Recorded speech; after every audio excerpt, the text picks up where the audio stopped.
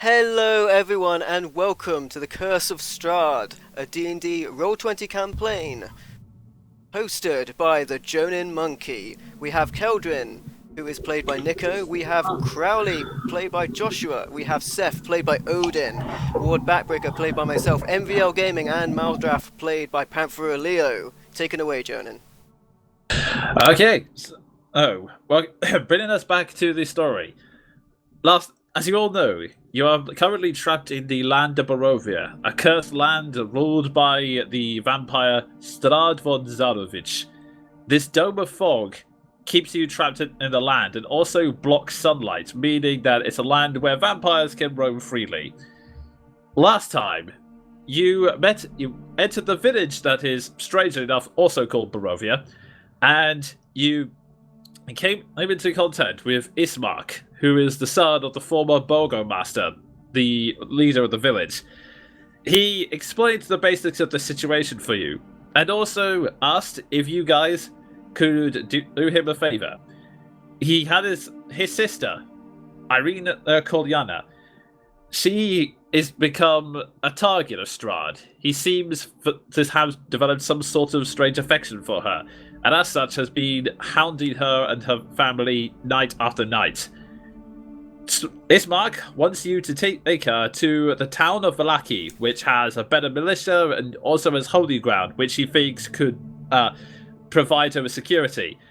It's a bit of a gamble, as it means having to walk through open countryside, but after being told that you would get supplies, whatever gold he could scrounge up, and some extra pitchers of wine, you all agreed. But Irene had one other condition. She wanted you to take her father's body, because he sadly died due to the stress of the attacks, to the local church. And after talking with and after fighting the zombies that had sprouted out of the ground in front of the church, and then talking with the priest inside, who had a son that had been overcome by vampirism, and now you find yourself slowly accustoming yourselves to the dark world that is Barovia, and with an extra level. Everyone's now level 3. Woo! And with that, the funeral preparations have been made, and you return to the house once more. Ismark is standing before you in the study, with Jean, who was out, who decided not to join you, mainly because he was still getting over the hangover he had the previous night. Ismark walks up to you and hands over several bags. This is all I could strum up from the family's reserves. We have about, I want to say, 500 gold here. There's a couple of gems. They should be able to get you an extra 500. It depends on, how generous the traders are being. I've also managed to get you up some rations. All of this food should last you for about a week. And it takes a couple of days, so you'll have extras. And, I called some favors of Alec, and he says with a smile, turning towards you, Ward, I've got you some extra pictures for the road. That is most welcome. Indeed. I'm glad you enjoyed them. He takes a step back and then turns towards Irina and says, Irina, stay safe. Keep your wits about you. Irina nods and goes, I will. Then your comrades have shown their skill. I think we should be alright. I hope. You'll be fine if you're with us, Irina. Ronan, what time is it? I would say that you left fairly early in the morning after a long rest, so it's currently around, by the time you've gone through the full ceremony, it's around 2 o'clock in the afternoon. And I believe I asked last time, it's about a day travel to Vallaki. It's a really fair distance. It would take about a day or two, depending on how fast you do it. There's a considerable distance between the two. It's not going to be a short walk, so that was why it's considered a gamble, because you are going to be walking through you are going to be continuously walking along a path with a lot of forests on. From what you can tell on the map, there's a lot of forest surrounding it, so you're expected to be ambushed. Hence why he was hoping to have an escort rather than just sending Irina by herself. Got you. Is it possible at all to make the trek within 1 day so that we don't have to sleep outside? Not really. It's just that little bit too long. Nah. That's fine. It doesn't matter what time we leave then. I suppose we should head out then. I'd rather not spend another moment in this dreary town. Jean takes a step forward and then says, "My comrades, I hope you don't think you're remiss of me, but I'm afraid I shall be staying behind here for the moment." That's gonna cost you at least 2 casks of your elven wine. Jean looks at you, then chuckles and passes over both caskets and says, "Take it with my blessings, friend." Wine comes in casks? Jean chuckles.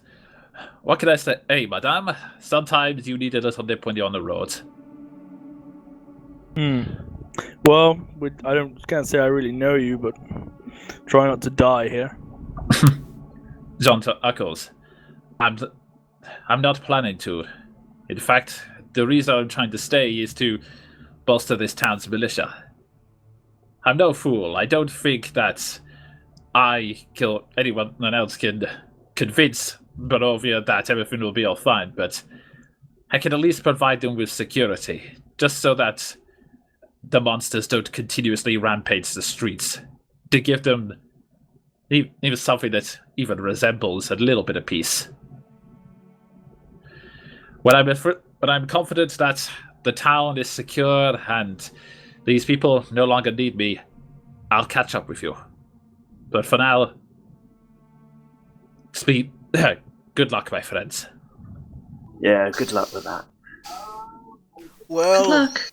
John, I do hope you dirty that shiny armor of yours just a little bit before we next meet. No worries. And I hope you don't end up getting torn apart by monsters from continuously throwing yourselves into the fray. Not likely. And also, if you see any traveling merchants, don't buy their trinkets. Did we get a map as well? Question? You did. And with that, anything else you guys want to do before you set off? No, make sure Seth has the map since he's probably our best tracker. Yeah, I think I asked for a map before, so you would have got it. Yep, you guys have the map as part of your supplies. And with that... Question, who's gonna keep track of party funds and stuff like that, since we're starting that now? I don't think anyone wants to volunteer, do they? Well, Crowley does not really care for money, so probably not best he has it. I mean, just out of character. Yeah, Somebody's that's gonna have to do it. As in just keeping track on paper, I can do that. Okay, give me 1 second. 17,000 gold. He's delirious. Oh no! Okay, if I drag you here... Yeah. I was about to Can say, you all could you see? shift click us? Yeah, that's fine. Good. Okay, so here you are. This is the map of the land of Bavaria, as you can see. Here we have the village of Barovia, and you're now setting it off down the odds. You're now sitting down in the opposite direction over this bridge.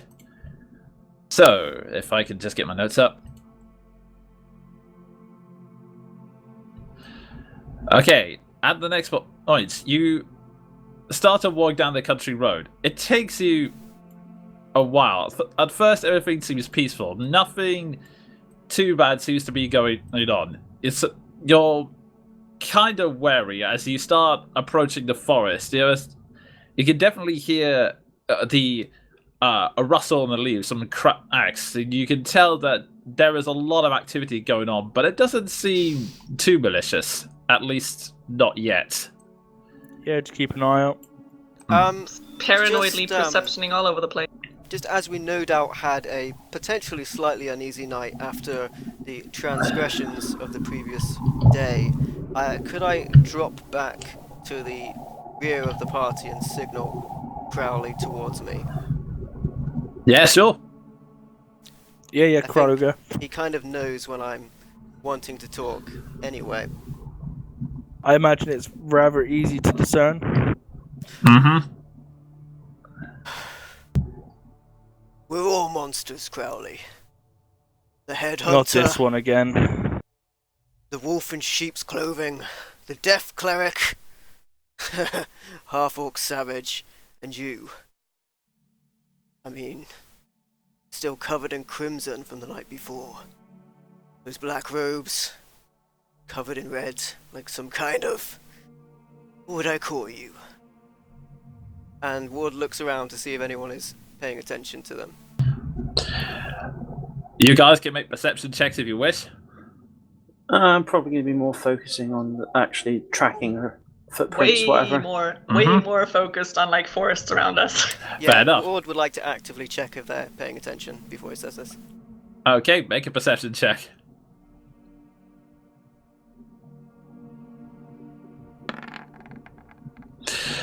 Yeah, as far That's as you about know, you are the quietest man alive. Like some kind of bloody crow. I mean, Crowley gives him a sly look, which probably isn't seen beneath his mask. I'm not saying you've gone soft, Crowley. I'm saying that if they knew you, if they really knew you, they'd run screaming. That's the reason I don't let them know. That's the best thing about being a monster behind a mask. No one sees the real face behind it. So be it. We've walked this path carefully. And Ward And we'll- rejoins the group. Crowley will take up the rear now.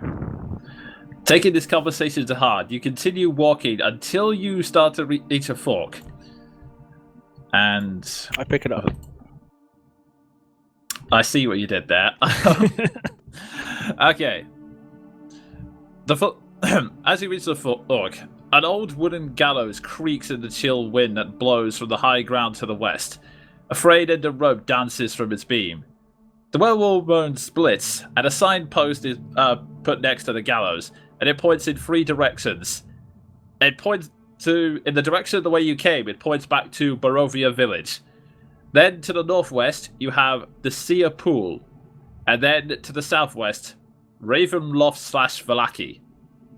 The northwest fork slants down and disappears into the trees, whilst the southwest fork clings to an upward slope.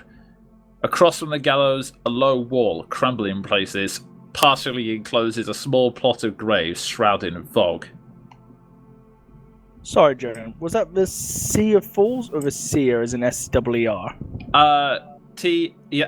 T-S-E-R. Whilst we're travelling, Ward is muttering to himself a little ritualistic saying as we continue. It'll take about 10 minutes or so to transpire. Righto. Quietly praying, so to speak. Did you do this? Are you doing this as you see the after you see the gallows, or Just as we move along, before, if anything happens, it will probably break me out of it. But fair enough? there you go. Okay, I would say if you started after your conversation back here, each one of these squares is about a couple of miles, so I presume you would have finished it by now. In which case, if they're a couple of miles, it will have ended. So don't worry about it. Okay then. So, with that, which direction do you want to go? Is it south-ish towards Falaki, right? Yeah. Are you asking me this, or are you asking Irina? Where exactly on the map is Valaki? Valaki is, if I just... 1 second.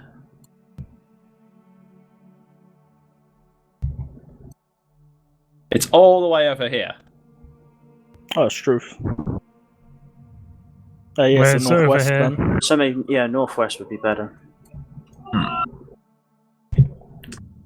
Stay to the road, yeah. Okay. So let's see now. Actually, before we leave, can I check recent tracks? Okay, sure, go ahead. Make Yeah, me actually- a perception check. Can I check for any undead, fey, or other such nasties? Right up.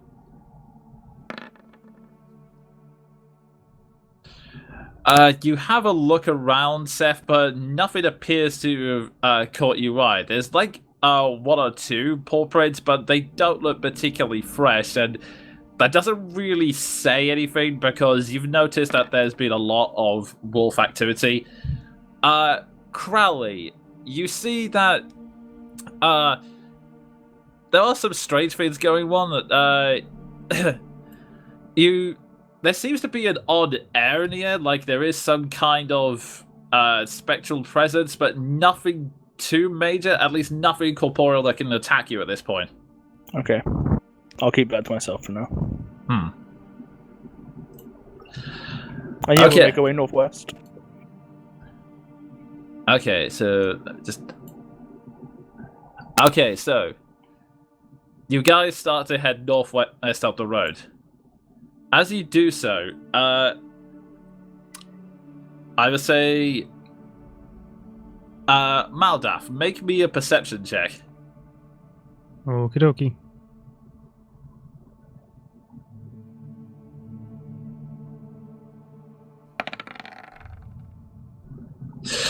You, for some reason, as you turn, you start hearing this sort of low chuckle, a sort of low hiss. You turn around, but you can't really seem to make anything out. You think, for a brief moment, there's a shadow of a lifeless body actually hanging from the gallows that were once empty, but you blink and it's instantly gone.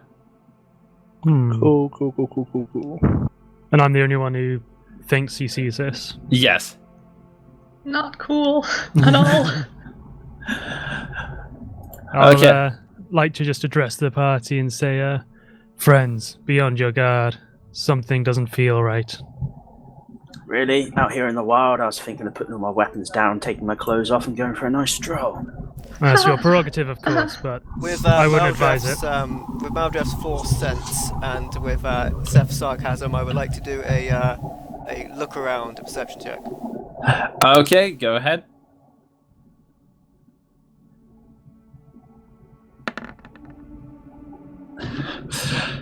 You turn back, looking around, and you see, you have a look around the general area, and then you look back towards the gallows, and you see that this Bavarian body, which was not there before, is now hanging from the gallows. Do we all see that? On the gallows. So Yeah, we'll you'll take try a better look. Okay. I'm gonna shoot it with my bow and arrow.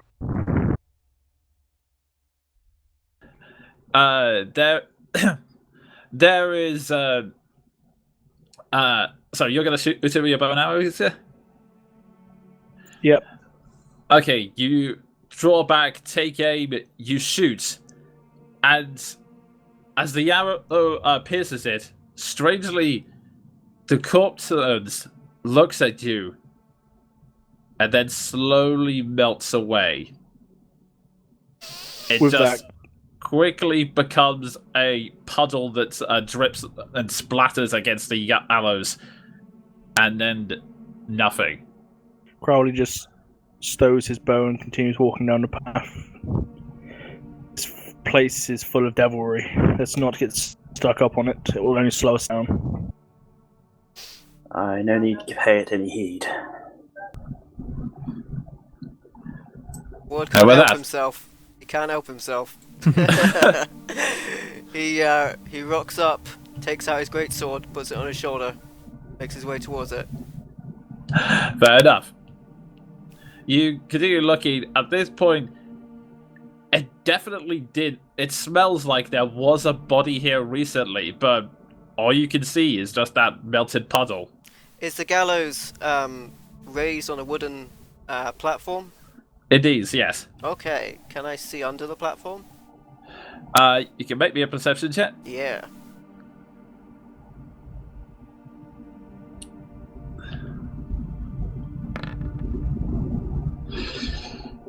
You continue to investigate it, but there doesn't appear to be anything of significance apart from the fact that the grass has grown underneath it. It's slightly taller than the rest of everything around it due to inactivity, but yeah, that's really about it. There's nothing there. That's Can we weird. just go? Can we please just go? Let's just go. This goo, is that at the top? Yes, it is. Okay. Feels like... Can I use use insight to try and figure out what it is? Perhaps. Yeah, sure, go ahead. Growly is just walking on. Yeah, right behind you. Oh my days. You can't see anything. This is, I mean, you've studied the dead, but this is just baffling to you. It's slime. This is definitely goo. Maldraff. Dr. Ooze was here. Maldraff, do you have a herbalism kit, any vials or things like that? Maldraff. I'm afraid not. Ugh. Useless. Ward downs one of the containers of fine wine very quickly. One of the small ones, John's ones. Fair enough. You drink it. It does actually taste surprisingly good. Surprising. And he scoops up some of the liquid. It feels absolutely as disgusting as it looks. Yeah, I feel like I'm playing the evil within here. He puts the top back on. Kind of annoyed he didn't see anything.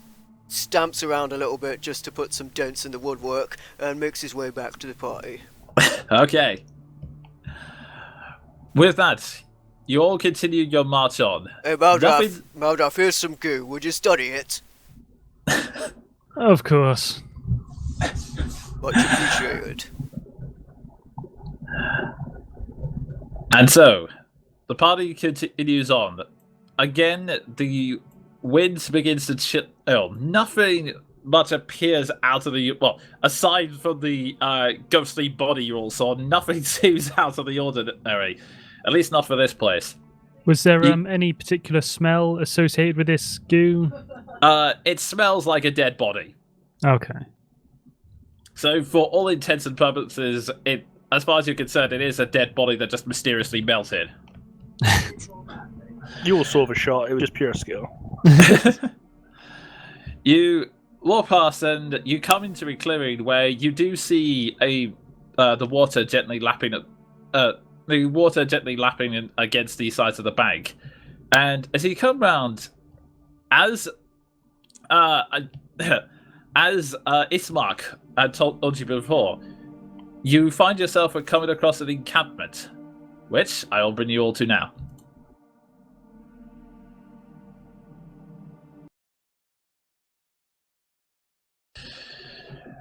As you can see, when you get onto the camp, you are greeted with this small band of these men that completely stand out from the other barbarians. And if I just turn the music down 1 second.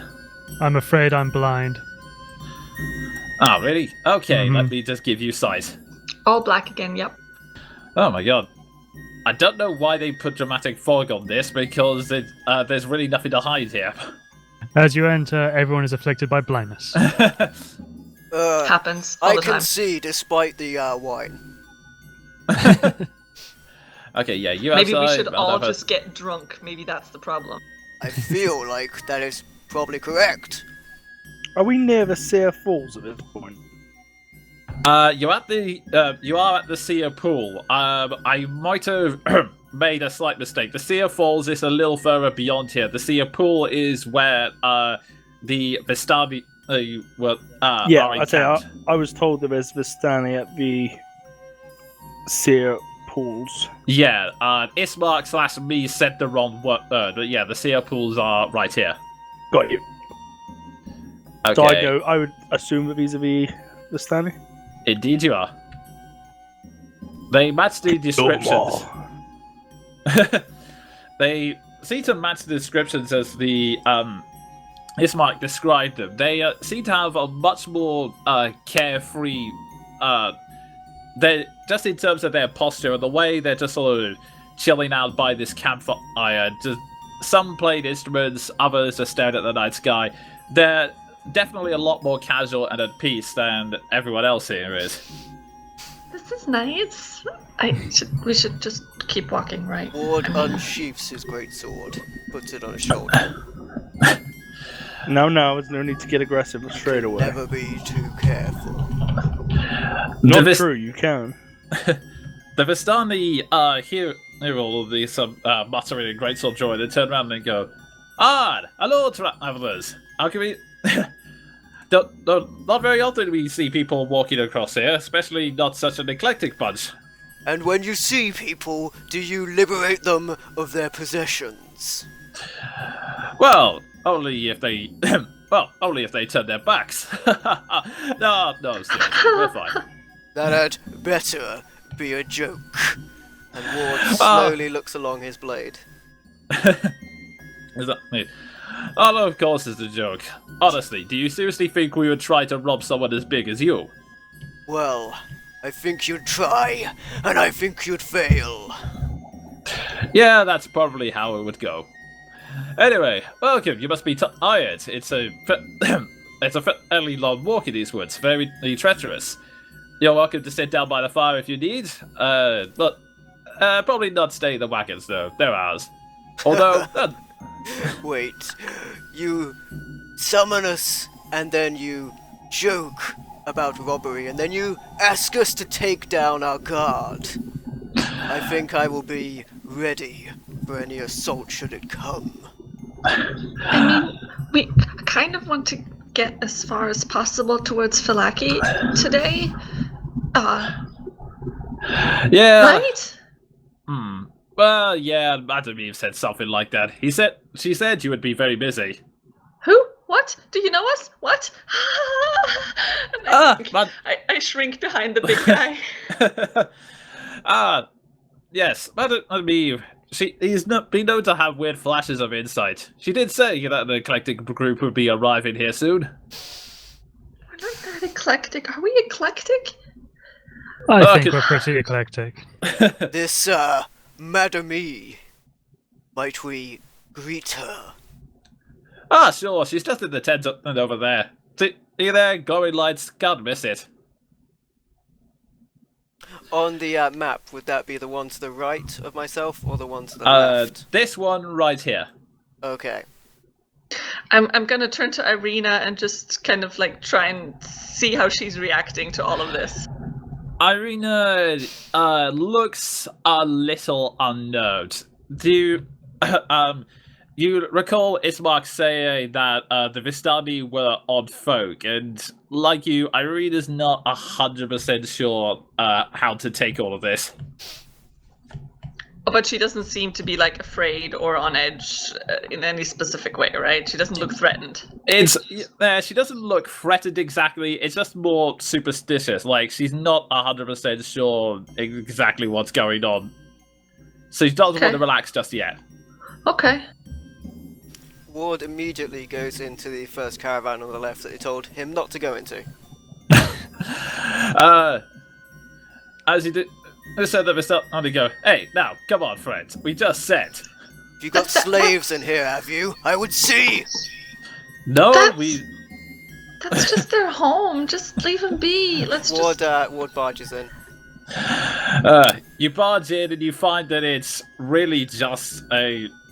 It's really just a small caravan with a few possessions. There's a couple of instruments, a small rations of food, a couple of chickens and the like, but nothing really special.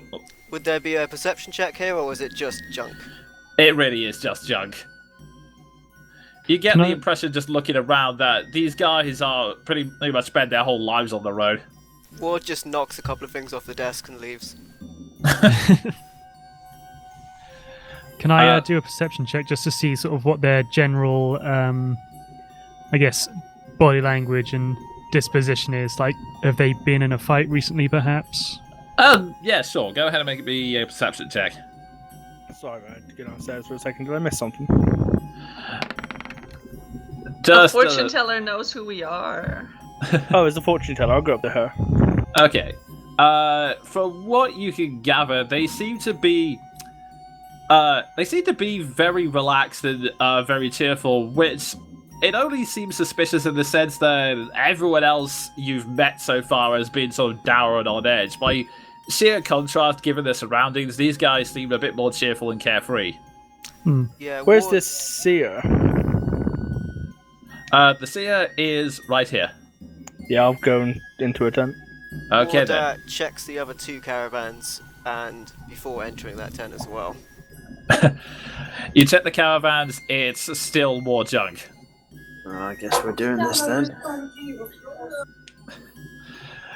As So You Ward s- walks through the men at arms, and as he does so, he turns to that one who spoke to him earlier. Mhm. You don't want to find out what I do to ones who turn their back on me. I'm gonna close the curtains on this tent and tie them down. The fortune teller.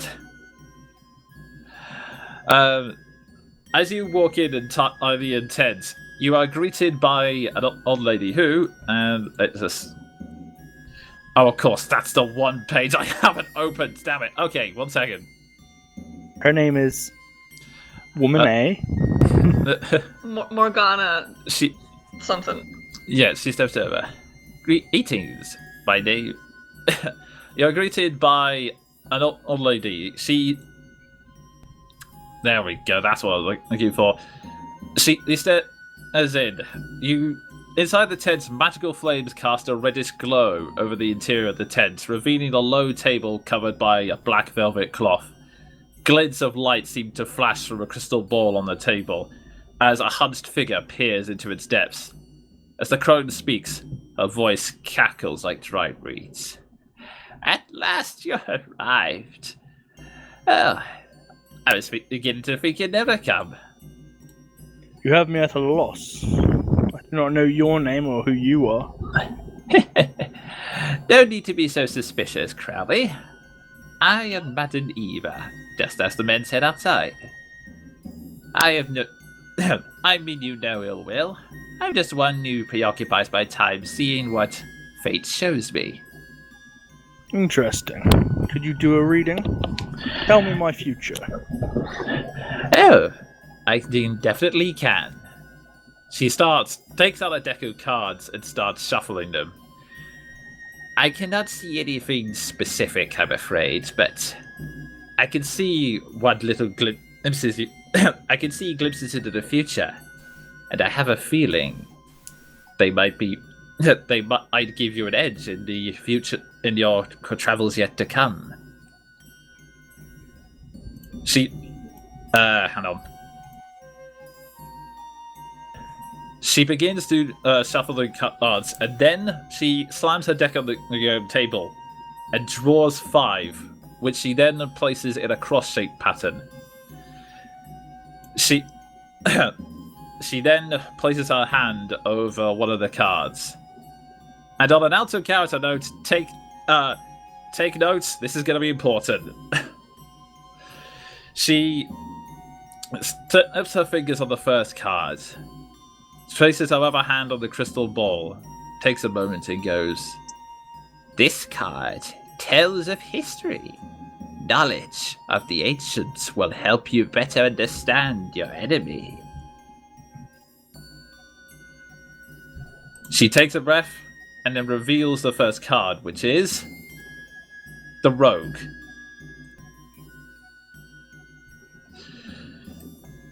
She as it goes, I see a nest of ravens. There you will find the prize you seek.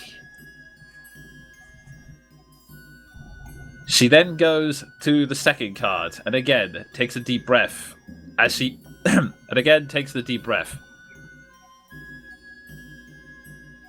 After a pause, she goes, This card tells of a powerful force, a holy symbol of great hope.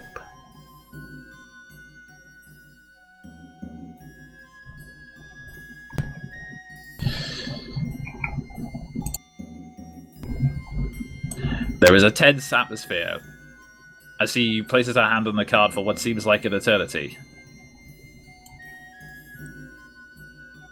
He waits patiently.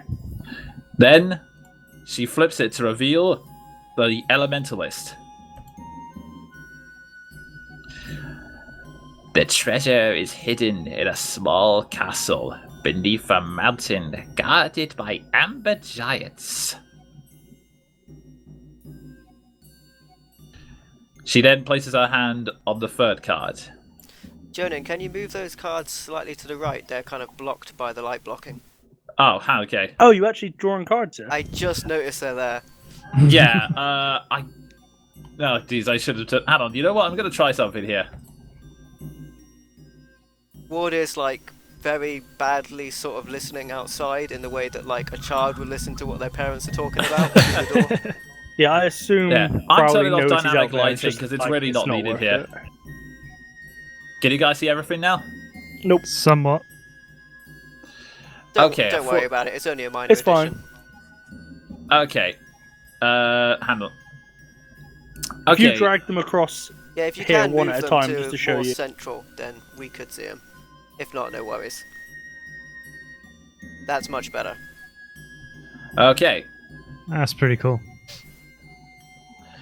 Alrighty. She then places her hand on the topmost card. And she says, "This card is one of power and strength. It tells of a weapon of vengeance, a sword of sunlight."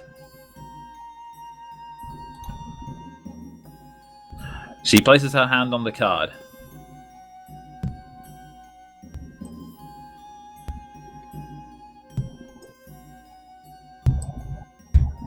And reveals the Avenger.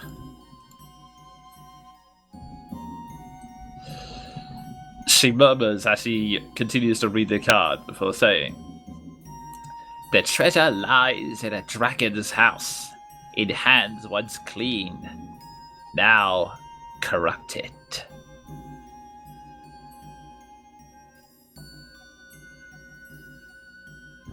She then places her hand on the bottommost card. And then she saying, "This card sheds light on one who will help you greatly in the battle against darkness."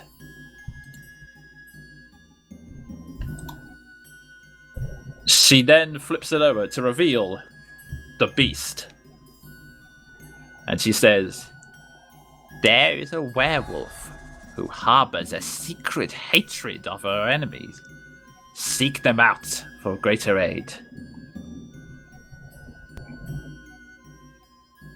Crowley tenses up a bit of that. She then places her hand on the final card. "This card tells you the location of the final battle." She pauses and flips it over to reveal the mist. She places her fingers on the hand, furrows her brow, and goes, "This is strange. I see nothing. The mists swell and obscure. It seems at this moment I cannot tell you where the final battle will take place. Be forever on your guard, my friends." And with that, she begins to put the deck away.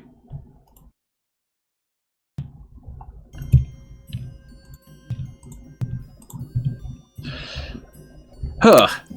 Out of character, that took way longer than necessary. Anyway. No worries, man. Ward moves into the tent at this point, probably taking up a good portion of it. It is tied closed. You strayed a bit, Ward but is a strong chap. yeah, I was gonna say it's. I will essentially walk through it. Yeah, what You I mean sort by of- that is if you start pushing, I will push back. Okay, in which case I will still push forward. Yeah. Let's roll for it, bitch. Sure, all right, make strength checks against each other. Guys, you're both pretty. Just leave Down it. comes the tent. That's what you I get don't for think pushing back. I don't think I can beat that. Yeah, you, not unless you get that on 20, you suddenly said something pushing against the tent, and instinctively you try to push back against it, but it's just too much. You're knocked straight into the table and roll on the floor as Ward just casually marches in. No worries. Do we see this happening? Like suddenly Ward just. That's I a mean, good he's been breaking into all of the other caravans. So I yeah, mean, I you guess just assume he's just shoving into the tent at this point. part of the pattern. It depends. What do you other guys doing at this point? I Well, suppose is I should anyone- move over and have a look as well. Okay. Is anyone still paying attention to us? The Vistani are just sort of casually coming around. One of them, some of them are just strumming on the lute, and one or two of them smile and just sort of pat the ground next to you as if offering you to sit down. Do I see the horses in the back? Yes, you do. They all look like draft horses. They don't look like the fastest beasts in the world, but they're clearly sturdy ones. You gather they're probably what was pulling all the caravans. Okay, Crowley's going to leave the tent. You can try, but Ward is still standing in front of you. I thought you That's just said he fine. nonchalantly walked in. Yeah, Yeah, knocked you over. He walked in and is blocking most of the entrance. Ward easily fine. lets him pass. He just wanted to see the seer. Fair To enough. which he does get fairly close, but keeping a distance, like a good couple of feet from the table. At which point he kind of looks up and down quite uncomfortably.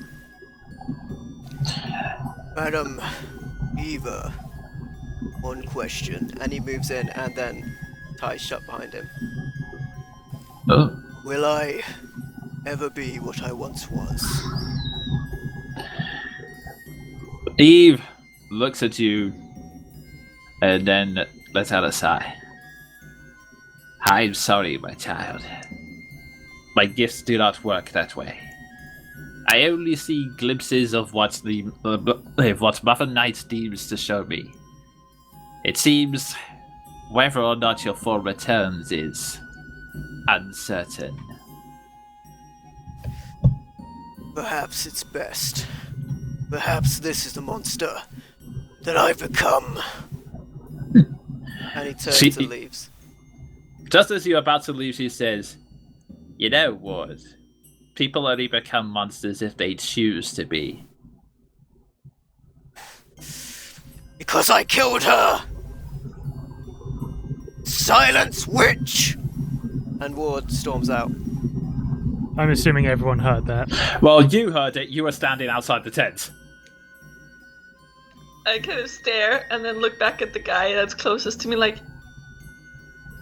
So you seem happy here? I'm just waiting for War to upset someone. The Visani goes, "Well, we're all good, simple traveling folk. As far as we're concerned, as long as we're on the open road and as long as we have our freedom, everything's fine.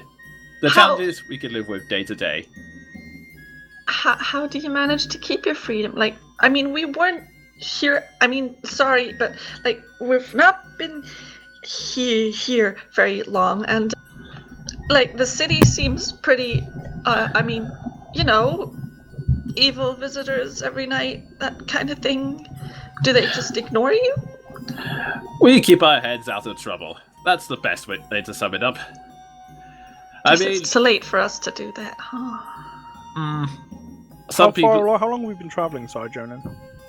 You've been traveling for, I want to say, half a day. So at this point, it's getting around to sort of early evening at this point. Around, basically the same time for it as it is in out of the game. It's around 7 o'clock-ish. So the sky is beginning to darken at this point. Irina, do you know these people? Are they safe? Can we stay with them the night? Irina thinks about it. The Vistani, they're strange traveling folk. A lot of superstition falls around them. At this point, one of the Vistani says, that's what you guys all say. You Barovians are so mistrustful. You don't need to be judging everyone who comes through here. I kind of trail off in the direction of the horses. Would I be able to enter the tent with the seer or fortune teller in it? Oh, yeah, sure. And I'd just like to place that cask of goop on the table and be like, can you see anything surrounding this? Enemy stares at it, and stares back at you. That, my child, is part of the dark magic that sticks to this place. This land was cursed long before Strahd came to power. This dark power, for now, it is all concentrated, but right now it just... it likes to torment people around it. Interesting. What you have there is dark power without purpose. Is there a source to this power? She sighs. I cannot tell you more. She cannot or she won't? She just stares blankly at you. Could I persuade her to try and tell me a little bit more? You can try.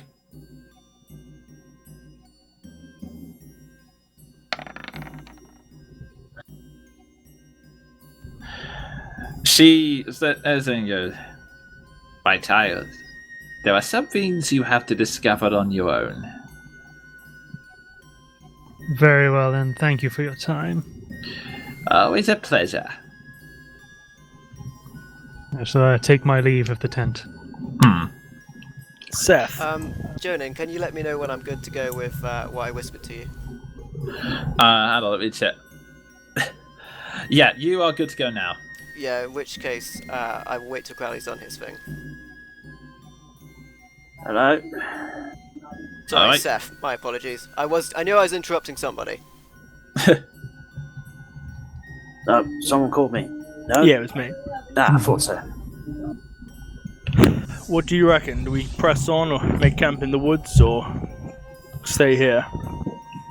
There's not much I trust, but I suppose there's more eyes here to see if there's anything else coming. They don't look particularly well armed. I feel like they would be able to put up much of a resistance if they did try something with us anyway. The first Arnie to Knuckle. I'm glad to see we don't look too threatening. Like I said, the best way we can do the best way for us to keep our freedom and stay alive is to keep out of trouble. Not everyone shares this philosophy. Too many people stand out. In fact, if you have the time, I can tell you some stories of travelers who have been through here. Do you not worry that we'll bring trouble upon you? His eyes. We figured as much, but if you were truly a danger to us, well, let's just say Matameve there would have been a bit more cautious of you. Oh, I don't mean us. I mean what will follow us. You talk at those. Strahd, he's okay with us. We stay out of his way, he stays out of ours. There's a giggle from the other side of the camp as a horse butts Keldrin in the face, and she's like, "Stop that!" So you guys all right with Strahd? Eastside. Look, like I said, we want to No, keep no, our it was a freedom. simple question. Is that? What do you want us to say? Yes, we want to storm the gates, take down Strahd, and bring him to ruin. You've seen us. If we don't strike fear in you, we're not exactly going to strike fear in Strahd, now are we? But the villagers in Barovia, they are not alright with Strahd. Strahd still sends his dark creatures to ail them, yet you are fine. You can camp in the woods unhindered. His eyes. Look, it's complicated, that's all we'll say. You'll say more, or we'll be on our merry way. If that's your attitude, then fine. Go ahead out. There are much warmer spots to camp, although I can't guarantee that as you say, there'll be eyes to look out for all the wolves out there. Or the bats. Or the I'm not- zombies. All things I've killed since arriving here, and I'll just walk up, just start heading out. Okay. Okay, Ward moves towards the horses, and to answer one of the voices in his head, I know, right, Gregory, this place looks really suspicious. And so, he would like to go up to his horse, and he starts neighing, which I won't do in character, I will just speak to it. This place, it's suspicious. Tell me, what have you seen? Are you here against your will? I can, yeah. Not really. Tell me. We trot around, we eat grass. I mean, it would be nice not to have to lug the heavy caravans, but otherwise we're well fed. And these people, they have not been attacked. No, they stay out of trouble. Everything seems fine. Occasionally a fancy gentleman sees them, occasionally not. This gentleman, could you describe him? I know all of the humanoids look the same to you. Well, but yeah, please. pretty much. Let's see, there've been a couple of fancy gentlemen recently. One frequent one a few days ago is, he had like a long flowy thing at the back. I don't know what you call those. Humans wear really weird things. They do indeed. As you see, I wear mostly Sassy furs. Sorry, what was that question? I was just stating that Ward wears mostly furs. Practical. Yeah, to be honest, I personally think I'm perfectly good. Well, I would like to compliment you on such a fantastic mane, but would I ask, this gentleman, is he pale? Very pale. Actually, yes. And this group, were they complacent with the gentleman? Well, he didn't cause trouble, he just, he walked in the tent, walked out again, and he said they talked to him for a bit, don't know what about, can't understand what they're saying, to be honest. But they were very friendly. Seemed to be. They didn't need to run or anything. Thank you. You've been most helpful. Excuse me for a moment. Sure. Just quickly, out of character, when I left the tent, I picked the cask of goop up as well, just in Okay. case that comes up in the future. Right up. Ward moves along 2 horses down the line. Okay. Stop kicking the little one! I But- peek out from under its stomach, and I'm just like, it's not. I was just scratching it. The other horse goes, but she's so small and cute. Plus, I think she has something on her shoulder. What? Does Keldrin have anything on her shoulder? I'd like to look at that. I won't only have a perception check. It's basically just a bit of fluff. You can gather that the horse is basically just grooming her, basically. He was trying to groom you. You got a bit of fluff on your shoulder. I know. I scratch him, and he scratches me back. That's the way they do. Well, fortunately, he finds it agreeable, so I'll leave you to that. Of course you would. You're such a good boy. As you hear him making going.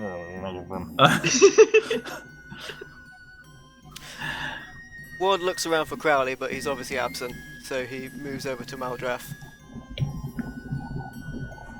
Oh, what's happening? I run after. A word. Where's Crowley? Away from these people. Of course. Would like to get to a reasonable distance, but not too far away that we couldn't come back.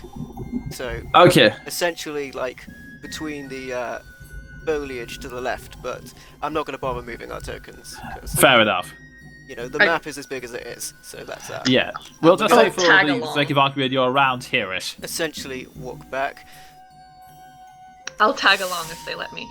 It seems like they've had dealings, or at least the seer has, with Strahd, or perhaps some other vampire, similar pale, fellow the horses were not quite able to describe exactly. It definitely seems that they've survived fairly well with very limited abilities, shall we say. Wait, the horse said what?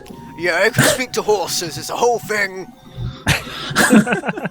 Just horses? Well, many things. What, rocks, grass, mushrooms?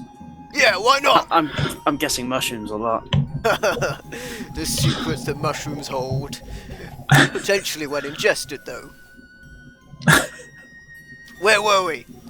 Yes! I believe that they are complacent, perhaps implicit, with Strahd, or at least the seer. That's why they haven't been hit, why they're safe in this location.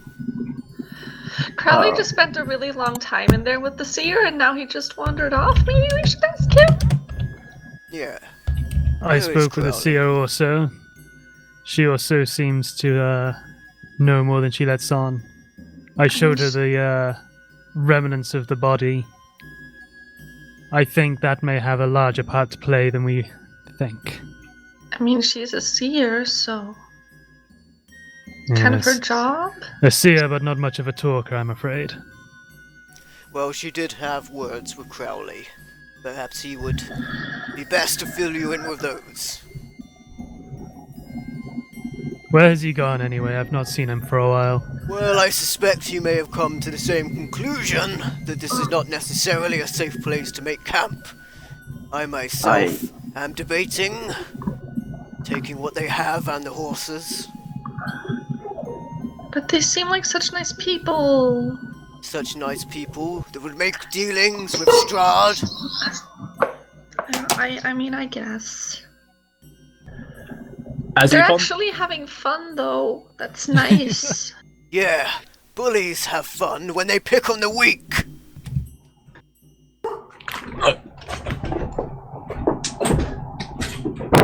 And our GM left. Well, So- now that old man Jonin's gone, we can have some fun. Kill them all. Kill them all. How many rounds of combat can we get before he gets back? They can't Just attack comes us if back. we're swinging. They don't react, so it's insta-kills. Yeah, right? Coup Yeah. de grace. Just when he comes back, we're like, someone Anakin Skywalker this whole camp. Josh, I assume you just moved slightly far up the road at a liberal pace rather than running. He's not running, no, he's just walking. At Oh, which point, okay, I'm back, sorry. Ward moves with the group to catch up. Yeah, It would be was difficult to catch up with Irina him. was Irina walking after Crowley, or was she waiting for us? Well, She- what was that deal? She was mostly following you, keeping silent. I was about to say, if she stayed with them, I would have been really out of sorts. Okay, good. Yeah, let's all catch up and talk about this. Okay. And so, it takes. Crowley was sort of walking at a very casual pace, so a bit of a sprint. It's no problem for you to catch up. The Vistani notice you leaving, but they don't appear to give chase. They seem to be unconcerned either way.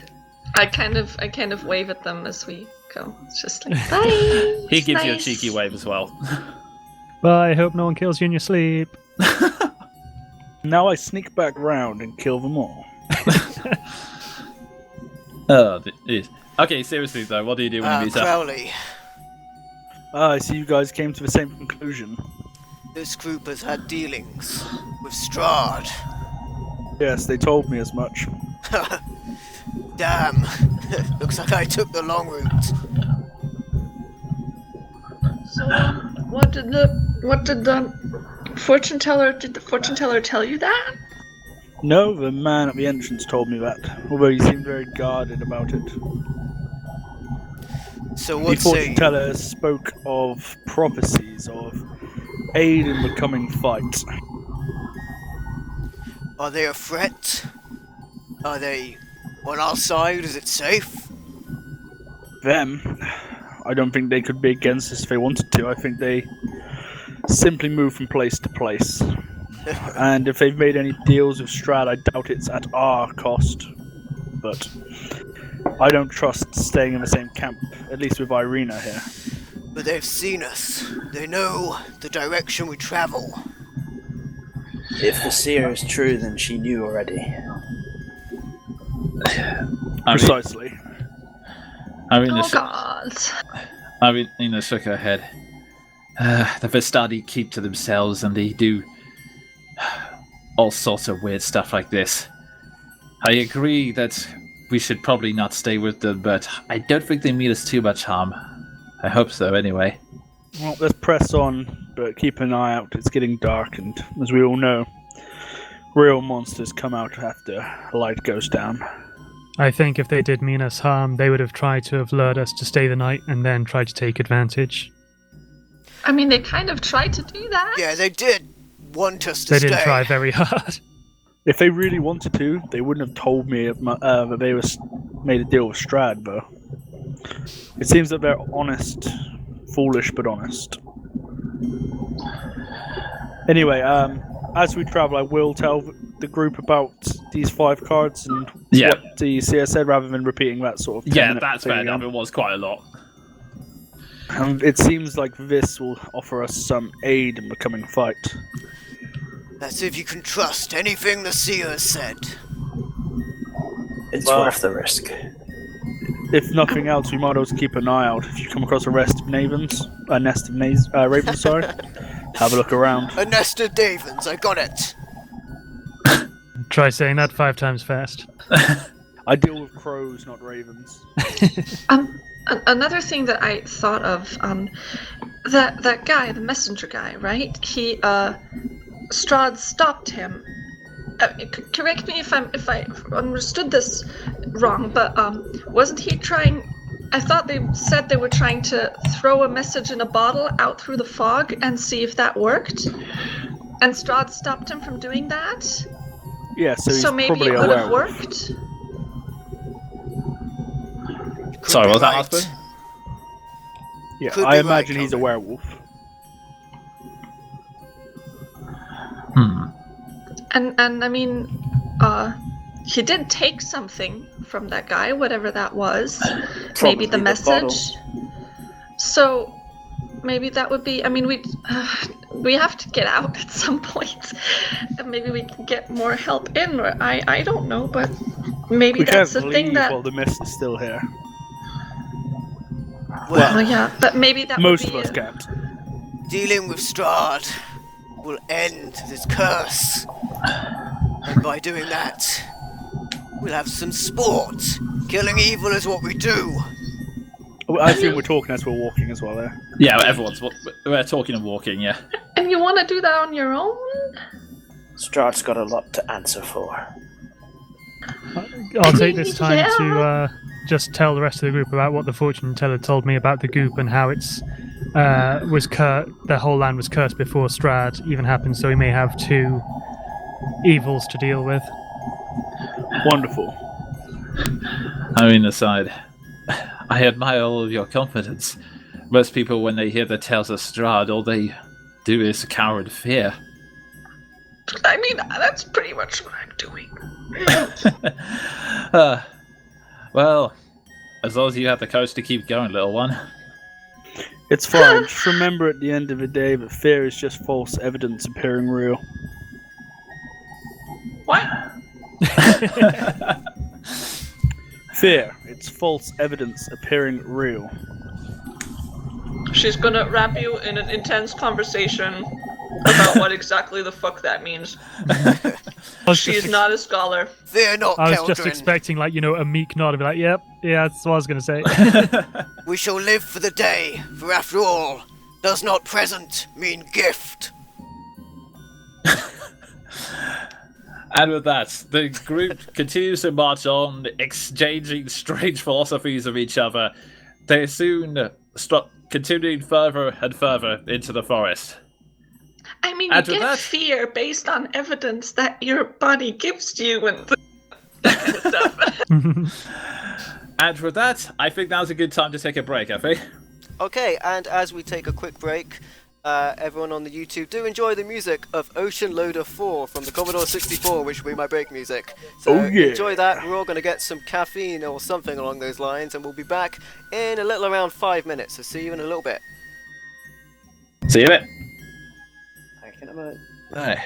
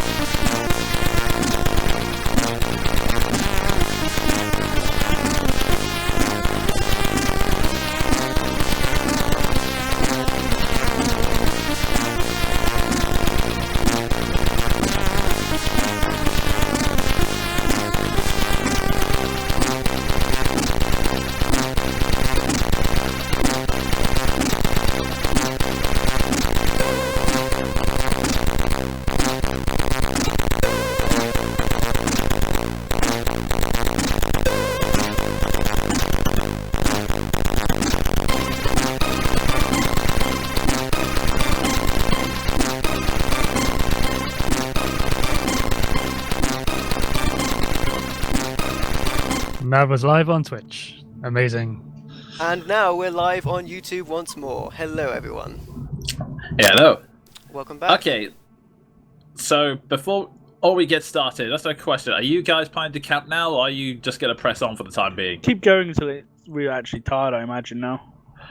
Yeah. It was only 7 o'clock, unless Yeah. we find a place that's like super ideal to camp. At the very Yeah, least, yeah. a bit further away from this camp. Yeah. Yeah, exactly. And keep an eye out to the back to see if they follow us or not. That's what I'm gonna do. Mm-hmm. Okay. Yeah, so- I'll take the back again, actually, because I trust Seth at the front. I'm assuming that this map that we're looking at is the map that we were given. Yes. So you can see all of this on it. So the blue spot is where you are currently. Everywhere else, you can see it because it's on the map you're given. So I would probably say if we make that hill over there, that would probably give us a nice defendable position with a nice lookout on the surroundings. Yeah, okay. Yeah, that does seem like it. Across the bridge or prior to it? Across the river, so it's about 4 squares up from us. Like, if you just go straight up. Got you. I pinged it. Okay, so with that, you all decide to press on a little bit further, continuing to follow the road right next to the river as it gently laps up. You then take Oh, actually. Does Ward see any fish in the river? make Perception, a perception yeah. check. To the fish.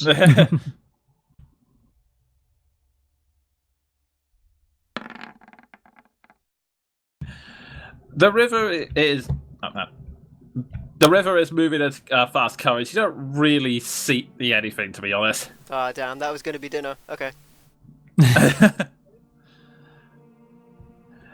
As you continue moving on, there's a slight dip in the path where it strays away from the river back into the forests, and it is then you come across a rather strange group. Then I'm just moving you there now.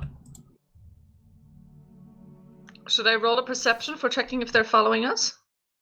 I'm just gonna say, just for the best of the time, you are constantly looking back because you don't trust anything that's going on, but they're not following you at all. Cool. Sounds about right. That lady does not look happy at all. No. You come across strange group. There are 2 burly men. One kind of oldish woman, sort of around late 30s, early 40s, who seems to keep a perfect gaze on you. And like you said, one slightly younger girl who seems to be hiding, mainly acting as the counter of the group and hiding behind the bigger ones. As you turn the path, one of the bigger men comes out towards you and goes, "Ah, hello. Nice to see some other travelers on the road." Just out of character, is this going to be like a bit in Shaun of the Dead where they walk past like the very same group that they are, just with different people? Colorism. Ward Not immediately quite. unsheaths his great sword. Whoa! No need to take up that attitude, my man. Who are you? Like you, we are travelers. We were just coming from Valaki, just taking a stroll. We heard that some things were going wrong in Bavaria, so we thought we'd have a look. Indeed. What have you heard?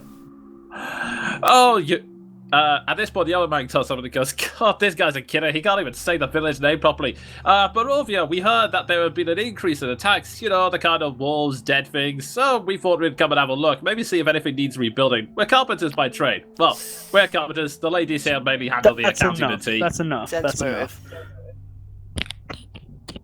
enough. Sorry, you say something, Crowley?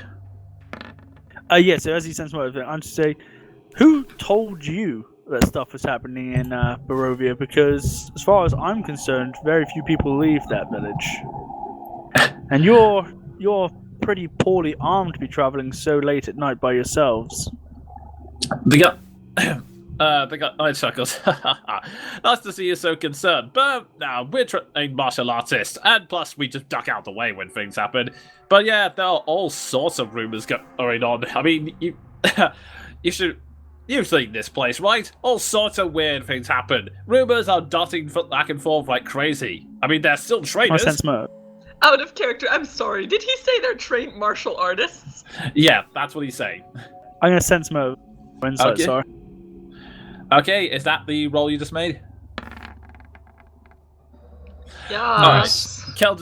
Eldrin, you see that they are full of crap instantly. They're and so do you, Crowley. It's That's the a fact shame, that because Ward Can I do really an insight believes just them. because I don't be He's left like, out? trained martial artists, good allies. I'm gonna try to deceive them and pretend I don't know this. Oh, trained martial artist. That's good. I was worried for a second. Yeah. Yes, there is quite a lot of trouble up in. I'd sort of pull out my sword and point down the road towards where we just came from. What was it called? And I just swipe at him.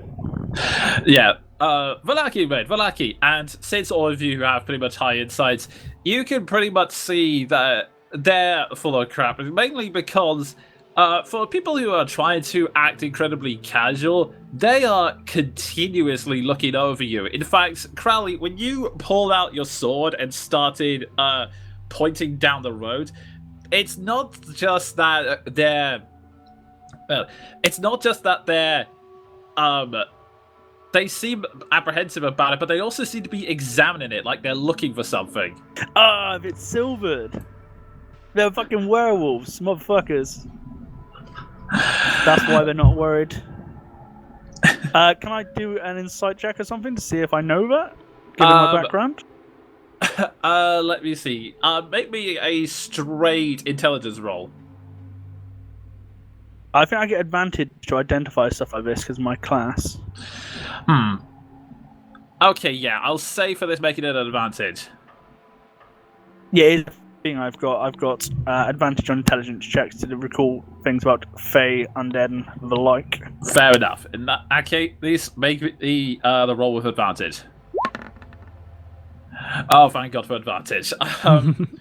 You figure that with the way it seems to be heading out, especially with this guy here seeming to take the center stage, almost kind of like a leader, you're probably guessing, yeah, these are werewolves. Yeah, I've already swung my sword at one of them, so... They go... in response to your question earlier, one of them goes, yes, Valaki, now, you should probably put that away. You know what they say, morning dew, rust blades and all that? I imagine that was an attack roll from Crowley. What was that? I think Crowley is attacking. Oh god. Oh wait, is he attacking or just making an attempt?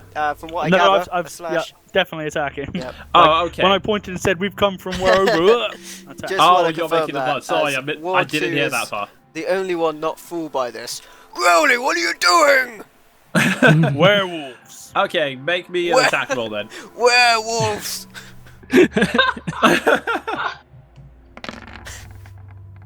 Oh, of course. Oh, wow. Oh my god. So, you just cut straight through.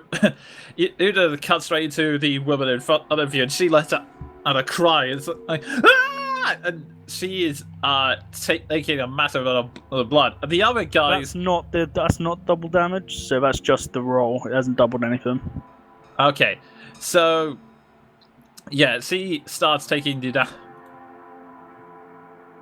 Oh, you're doing Yeah, it was you rolling damage. nat Here we 20, go. yeah, so double damage. Yeah, there we go. So, right, so that takes a total of, let's see, 13. 13 in all.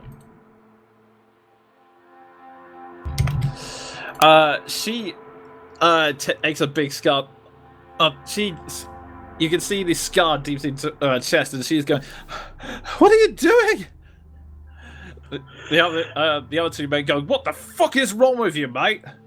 Do you think I'm an idiot? Think I wouldn't see a wolf when he's standing so close to me? You reek, dog! And I'll attack again. They're not doing anything. All right, make one more attack roll.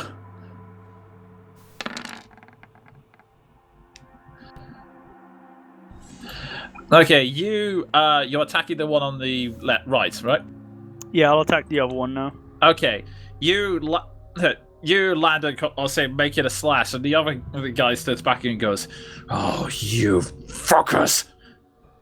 Well, if people are gonna start swinging blades, werewolves or not, count Warden! At this point, the other one goes, oh shit. The other one goes, oh shit, this was not a part of the plan. Fall back, you dumb animals. And at this point, Seth, make me a perception check. Right on.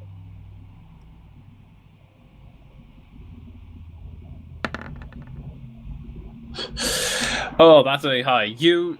Your instincts, you pretty quickly start training them across the group. You can't read them all. And then you suddenly notice something about the one at the back. Now that they're all panicking, they're sort of breaking up their formations. And at last you get a clear look at this girl back here. And you notice something. She seems strangely familiar. You take a second, and then suddenly it just hits you like a brick out of nowhere. You know her. You never thought you'd see her again, but you know her. It's Lily. No, it can't be. Kill them all, Ward. You don't have to tell me twice! And Seth literally just runs straight towards her. The girl starts shifting back for a moment after she's just seen two of her comrades being attacked. But as you get closer, I'd say you get to about here. She suddenly realizes, Seth, no.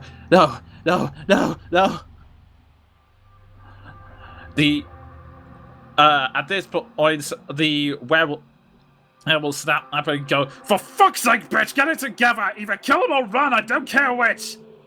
And with that, I would like everyone to roll initiative. What?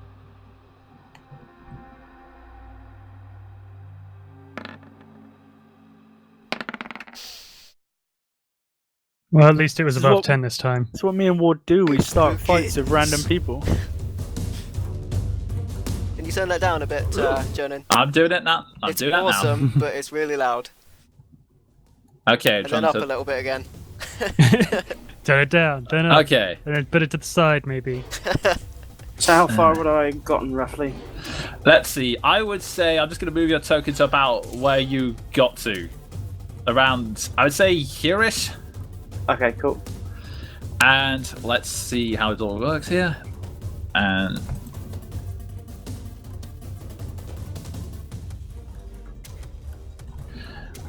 alright, where's the initiative on this? Oh, for God's sake, I thought I turned advantage off on this. Okay, so they have 14, and let's see if we can get this initiative thing working.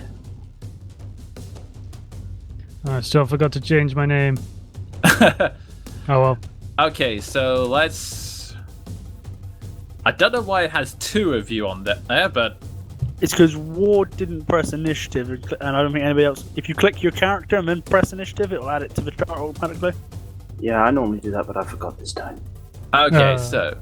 I can't right-click my character. You don't have to right click, you just go to normal click it. Okay, so... Okay, everyone, so...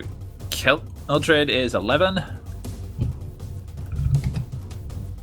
I actually rolled with the fucking roll 20 Oh, on the sheet, character and I sheet, forgot yeah, I to don't, just select. I don't use the Oh. character sheet because it would take up my whole screen.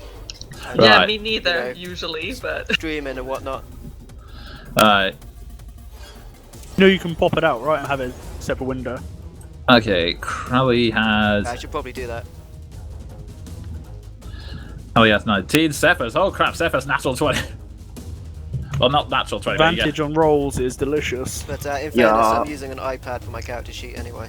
So if you Mhm. can add me yourself, Jonan, just go ahead and do that. get. Okay, and let's see. What did you... Oh, you had 14 as well. Okay. You know, in hindsight, attacking werewolves is probably not a good idea. But we're level 3, we're basically guards. I'm But glad that we know that it's a bad idea once we've already engaged them. Okay, so... If we die, we die. That's, yep. It's usually what okay. happens when you die. But guys, life needs things to live. Actually, The it greatest looks like quote ever. Ward Ward, Maldaf, and myself are gonna have to roll off against each other just to sort out who's going where. You guys all have different initiatives. It might be worth going with highest initiative goes first. Highest dex, sorry, goes first. Well, okay. It saves re-rolling in future. Fair enough. Let's see. The werewolves are going ahead of Ward. So are you going off dex? I'm just going off the re-rolls at the moment. Just a straight D20, I think. Oh, for just that. okay. Yeah, just straight D20. Well, I was just wondering if I'd have to roll if we were going off dex, but okay. Okay, and you're going off ahead of everyone else, so... Hooray!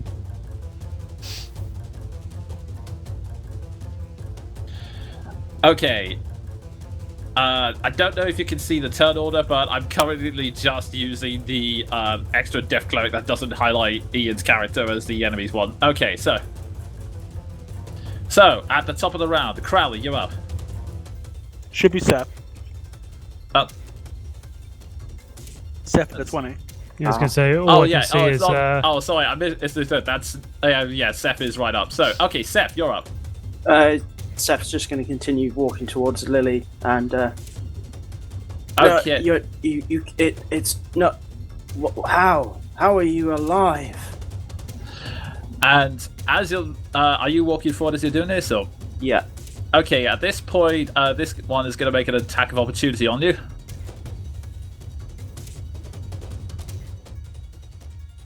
To be fair, Jonan, he hasn't left any threatened squares yet. Oh, good point, yeah. Okay, so, at this point, it's Italy at the moment is still panicking, going, No, he can't see, he can't, he's not supposed to be, he can't. What's become of you, our child? How? No, I don't want you to see me, Shit. Okay. Don't look at me! And I would allow you to continue, but at this point, I think we've had enough conversation in the 6 seconds. That's pretty much the turn. Hashtag we are monsters again. This is just for the entire campaign. Okay, so are you doing anything else, or?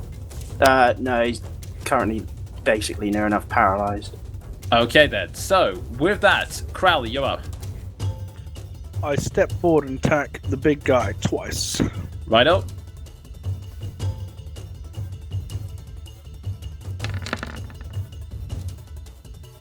Yeah, that definitely hits with no hesitation at all. You just, with no hesitation at all, you land one slice and follow it up.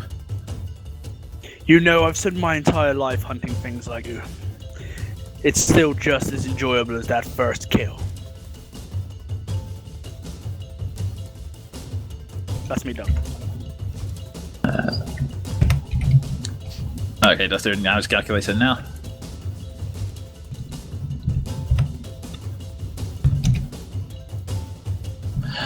Okay, hey, he grunts, but he grunts and stammers back with a blow. These scars are still burning from the additional lightning, but he still stays strong, going, "Oh, shut up, you pretentious fucker!"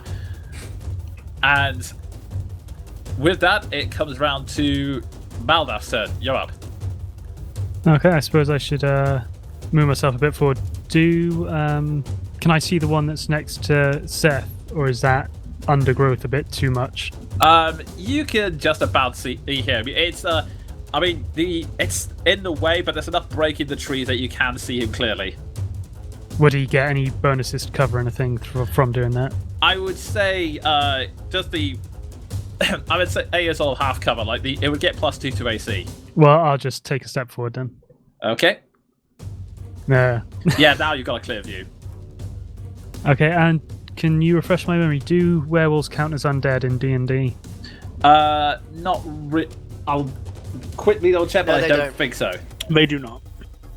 No, you just got to keep. Yeah, they're considered beasts.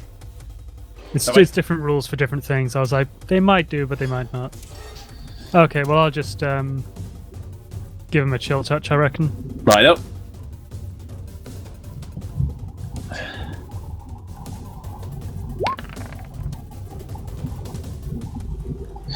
That hit it. So you take a step forward, you shoot out, and the spectral hand flies forward towards the towards the other werewolf, clasping it on the face and adding a slight chill. You may roll your damage.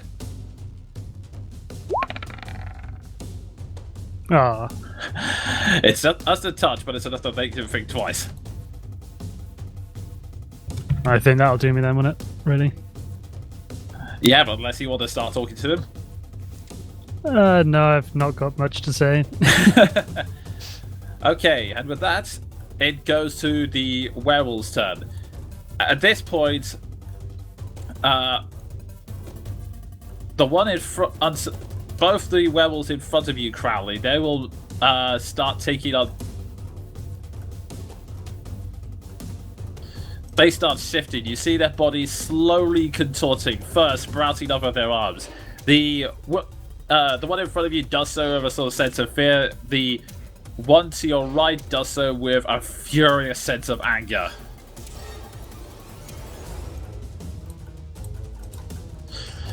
The other one next to Seth, he also begins to transform, but he takes a slightly different view. He begins to slowly go on all fours and shrink. So rather than a hybrid form like the other two, he takes on the body of a full-on wolf. Meanwhile, Lily is still slowly backing away. Still in a mixture of shock, but you can sort of see that she's having a hard time maintaining her control. It's like, no, he cannot. He can't see me like this. How is this? How is any of this? And with that, the one in front of the the one to your right, Seth, is gonna make Crowley. Is gonna make an attack.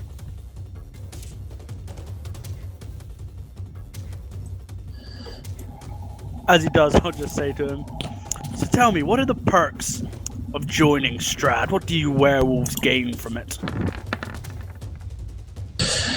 The first attack comes with the form of he starts taking 2 attacks on you. The first one is, let's see. Yeah, the first one is the claw attack, which swipes, and you just casually dodge it whilst you're making this. And for the second attack, the werewolf howls in a complete rage and goes forward to bite you with his second attack. It's a lot of dice. Yes. Let's see. That is Really low, though. Yeah, I don't think he hits. That's the bugger. It's still rolling. An 18 advantage. hits, actually. No, yeah, 18. he's still. I think he gets an advantage because of the pack attacks at this point, but still. Does he?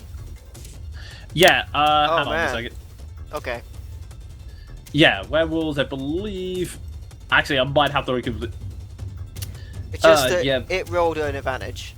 I don't know if Yeah. you forgot to turn it off or what. I did try to turn it on, but Roll20's been really finicky about that recently. No, you're quite correct. Sorry, hang on. Get rid of this for now because it's just. I'm getting rid of one sheet for now because it's just confusing me. Okay, yeah, it should just be a regular attack. So he makes the 11, which he goes for to bite you but misses completely. And so his and so the woman next to him is now going to attack. Did they not answer me? The one next to you is a bit pissed off. I thought he might be. So she makes a swipe and completely misses, and with the second one, following the leader's lead, is also going to do a bite attack. And still misses. Wow. Please, your moves are so rudimentary. Now answer my question. If I was to join Strahd, what bonus would I get? The werewolves growl. Power, but you're not gonna live to see it, bud. And finally, this werewolf over here is going to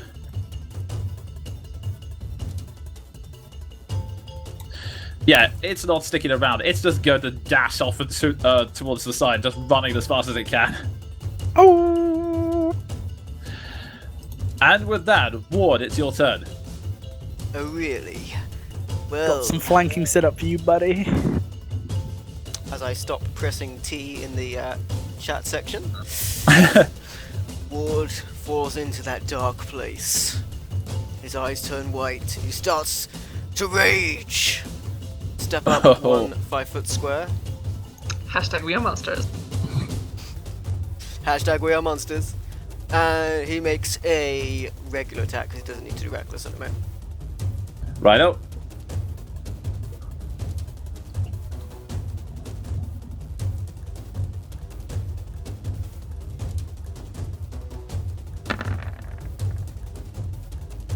Uh, 18 is the highest. That definitely hits. You shut up with the rage. The wolf. In fact, the wolf was so busy on talking, he was going.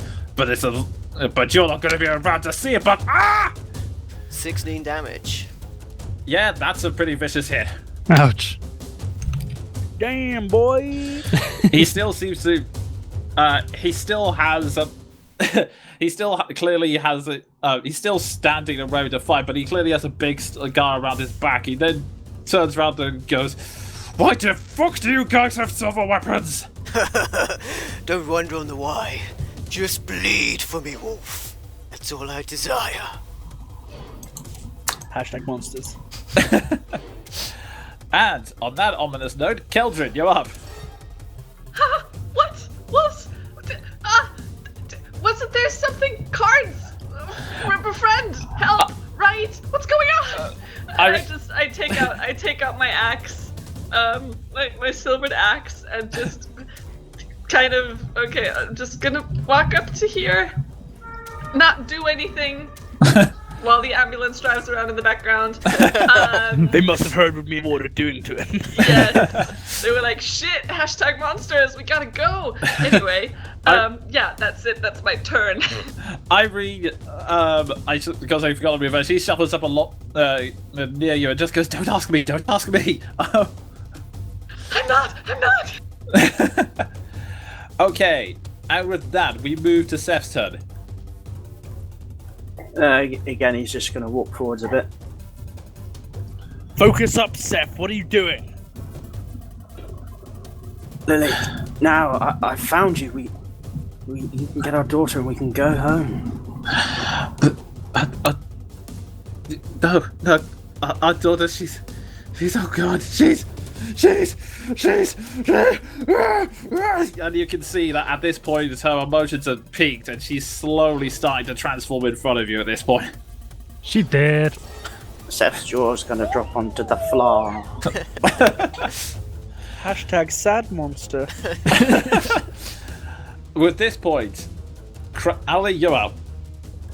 I see a new werewolf. We can kill it. No. I'm going to attack the one directly next to me. Yeah, I was going to say, I've been you're having currently a- surrounded by two. Little rep. They can't hit me for shit. That is sadly true. Yeah, First attack, 10 damage. yeah, that comes straight in.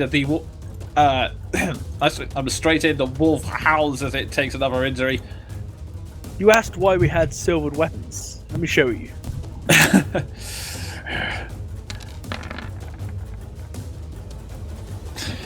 And with that, you bring your sword around and you take another slash across the chest as the scars on it keep piling up. It's to make you bleed, wolf. And somehow the wolf still stands. It still looks. It's looking more and more furious of each passing second, but it's still. It is still standing. Crowley just stands there. How do I join Strahd? And with that ominous note, I almost read it out. Maldaf, you're up. The one between Ward and Crowley, is that the one that they've all been pummeling, or is Crowley that the one? That one. This one here is very clearly bleeding out and is barely holding itself together right now. And what about the other one? Has that been? The Yeah, other so- one, the other one's been damaged, but it's in a lot better shape than the one next to it. Then I'll put inflict wounds on this one then. Okay, so you're gonna have to go up close to it and make a touch attack with it. Oh shit! I forgot about that. I'll just move you until you do. You move. You circle around it and try to inflict the wounds on the wolf. However, in all the confusion, the wolf manages to duck out of the way and misses your touch, and the dark energy dissipates in your hand.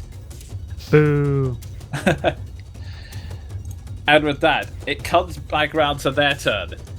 This one, this one decides to move under the tree. It's slightly difficult terrain, and it's. Ward would like to take an attack of opportunity for that.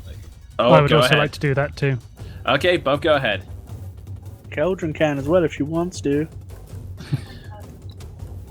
Let's see Would if that she be needs to. at advantage from my flanking position still? I imagine. I would say he moved just out of it, but yeah. Is it yes or the- no? No, you don't get You know what? advantage on this, I would say. Since he's moving away, I will attack recklessly. Okay. I will also. Part of the reason I'm not giving advantage to this is that everyone's attacking him right now, so.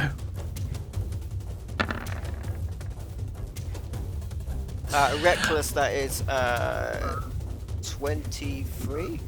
Yeah, and I won't bother rolling damage to it. They'll all go. MVL, just Sorry, that so was. just you can only reckless on your turn. Oh, really? Okay. Yeah, it's the first attack, the round you have to do it. Okay. Okay. In that case, either way without reckless, is that with the advantage though? That was with advantage. was a 16 Otherwise, it would be a without, 16. Okay. Either way, the wolf starts to move around and goes, "I'm gonna kill you, you fucking must!" At this point, before you can even finish what he's saying, Ward just cuts him down, and the Ward just sort of low. He collapses and is completely dead. What a lovely sound. Trying to bring up the dead symbol. There we go. Okay, the female werewolf in front of you goes, "Oh, you are so dead," and charges towards you again, Crowley. Bring it. I'm gonna matador that shit. Alright, it goes with a claw attack and misses again.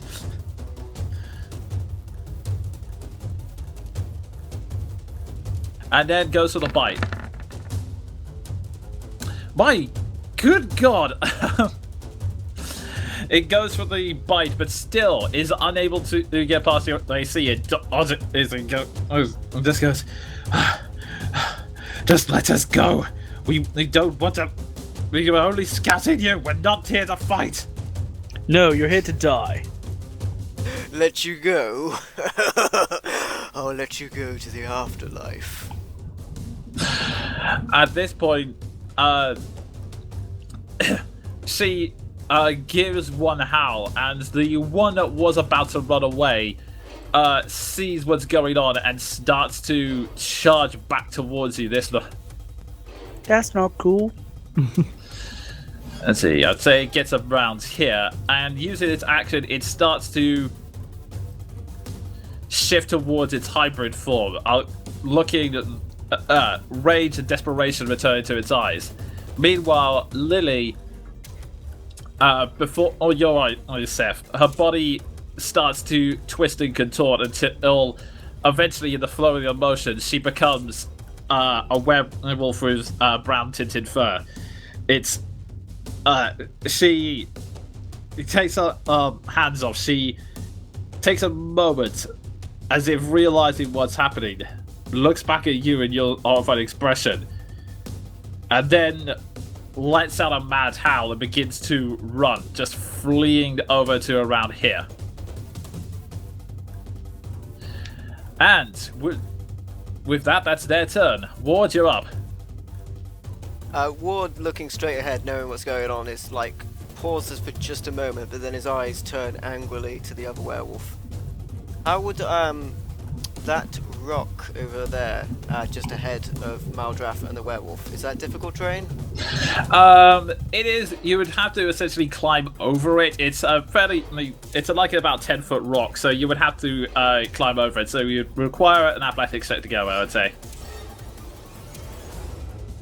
Ah, darn. Would that take my turn?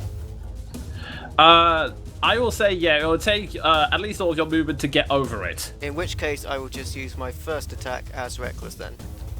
Which because I Okay. have one attack. So let's do it. Okay. And who are you doing it on? This one here? Yes. Okay.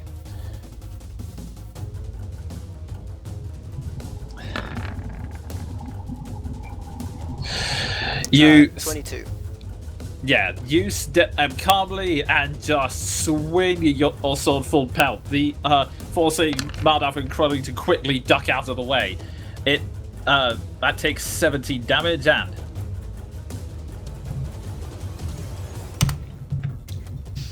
Damn. the werewolf is. It takes a big scar across the chest. It's still going, but the desperation is as it's literally backed into a corner here. We need some more, wolf. More sport. More flesh. And on that note, Keldrin, you're up. Okay.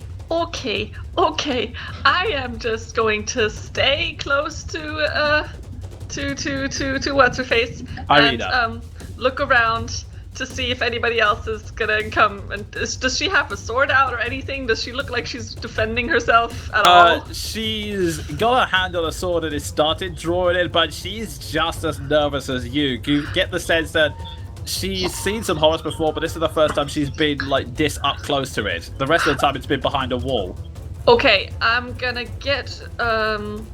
I would like to maneuver that she is closer to the other guys, and I'd like to go back to back with her so that I'm kind of like looking out and she's looking in towards the monsters.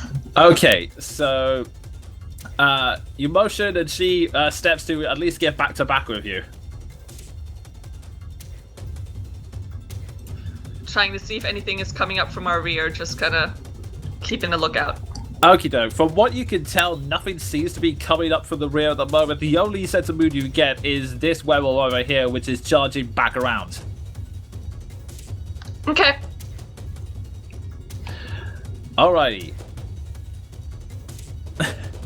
And with that, we then come back around to Seth. At this point, Seth's just going to drop to the floor in pretty much a heap. Okay. Alrighty, and with that emotion, Crowley, you're up.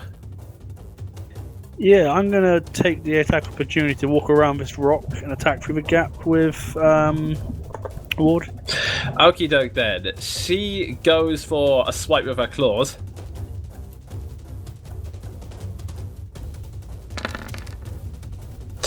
Oh, and now she gets it. She swings round with the.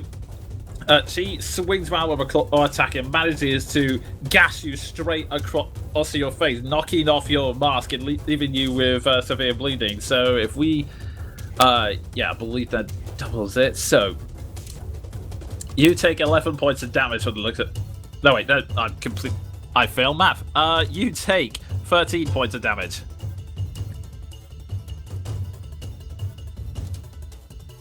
That hurt. Crowley does not show it, though he might have a slight grimace on his face as he does his attacks. Okay.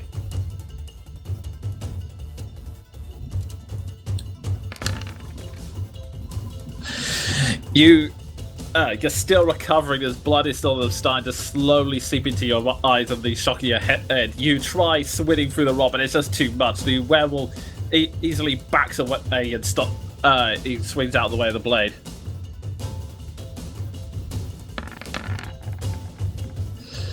You then manage to recover your senses just enough, with a shake of your head to go, no, no, and stab straight through, piercing its shoulder. And it takes 13 points. It seems to still just have just enough to keep going. You know, I actually felt that one. And with that, Maldaf, you're up. I think I'll have a crack with the old longsword. Okie doke.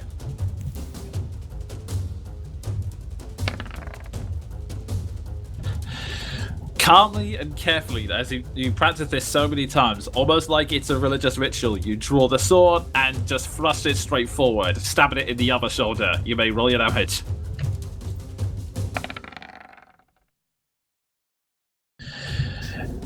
It's a small nick, it doesn't go straight the way through, but you can tell it's on its last legs now. Yes. I think that's probably it. Pin it in place. And with that, it comes to the werewolf's turn. This one uses its athleticism to leap over this crevice and round to where you are. And it starts furiously attacking you, Crowley. That's not very nice. So ignore the advantage. It makes the one slashing. It lands a slash against you. It's not very sharp, but it does. It's enough to do 4 points of damage on you, and then it goes straight for the bite.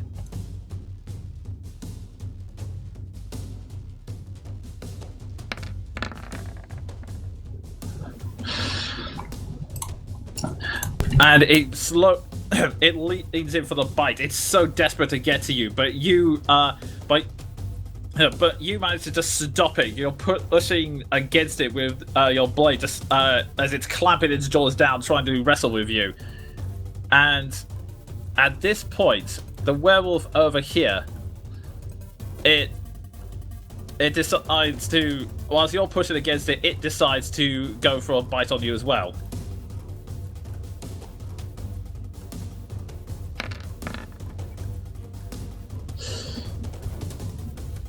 That just misses from the looks of it. So you managed to only just duck your head out to the way in time as it slams your jaws to the side of your head.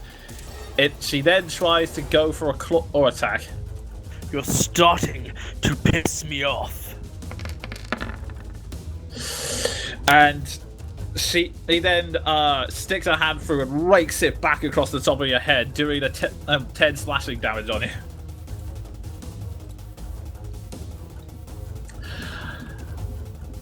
Meanwhile, Lily takes one look back at Seth before continuing the run and disappears from the battlefield entirely. Just runs in the distance.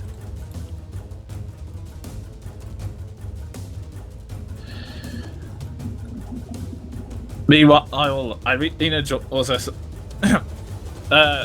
And Irina just continues to draw a sword and stand firm just in case anything comes near her. And with that...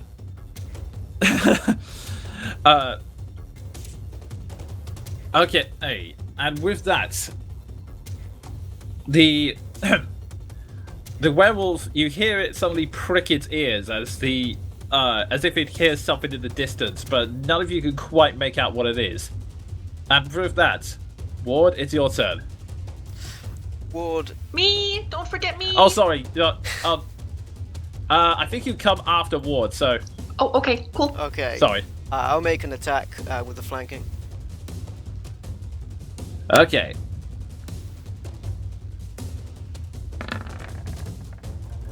$17.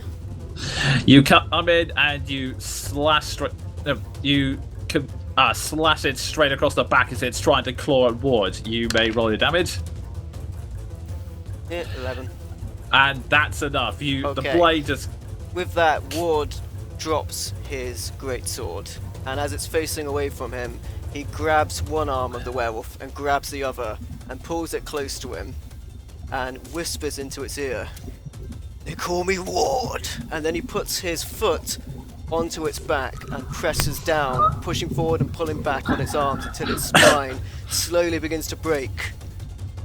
Backbreaker! And then I snap it. It takes a lot of tension as the werewolf's tough body, but you keep pushing and and eventually your orc strength just wins out and it just snaps brutally. And with one last the wolf collapses. With the rest of my movement, I'll pick up my greatsword. Okay, Keldrin, you're up now. Okay, gonna turn around and see Seth on a heap on the floor. Do I see that Crowley's hurt? Question mark. There is a lot in front of your line of sight. There's Maldav's there, the rocks are there, Ward is breaking Werewolf's back by stamping on it, which kind of takes your attention first. Oh god, Doesn't help that I'm covered in blood all the time. Okay, then I'm just gonna be like, Seth, you okay? And I'm gonna ready in action. If a wolf comes close to me and Irene, I'm gonna take a 5-foot step over here. Is Okay. Is Seth down on the ground? He's on his knees. On his knees. He's having a moment to himself. Mm-hmm. Speaking of which, as we come back around, Seth, are you doing anything else or still on your knees? My turn, yeah? Yeah. He's gonna stand to his feet, draw his bow. Okay. I will find you again, Lily. They'll pay. They'll all pay. And he's gonna walk forward a bit. Okay. And I'm gonna mark the remaining werewolf. Righto. It's already damaged, isn't it? No, this one's at full health. Right. And I'll do the sharpshooter. Okay.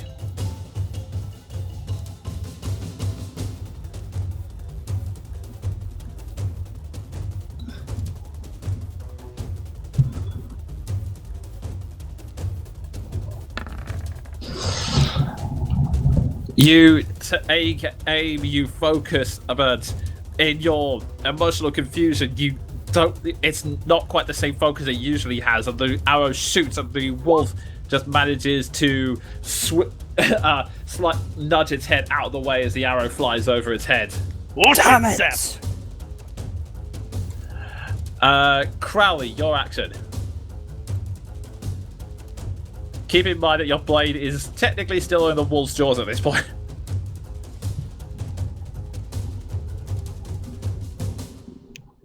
Is there someone after me, sorry?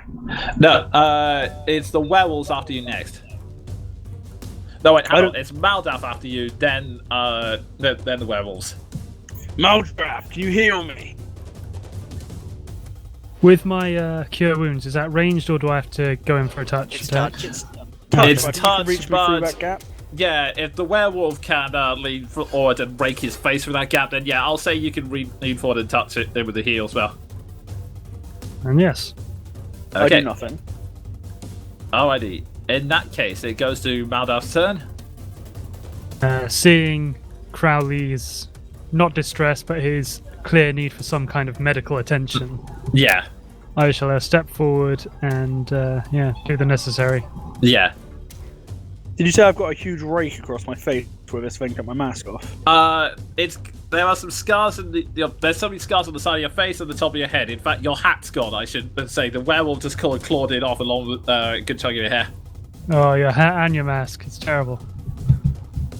How can I accessorize like this, guys? The How do hat made the they won't outfit, know I'm a guys. monster. I'm just a normal guy now. So yeah, cure wounds on Crowley. Right up. Imagine I'm... What level are we? Level 3. So will I be able to cast that at level 2 then? Yes.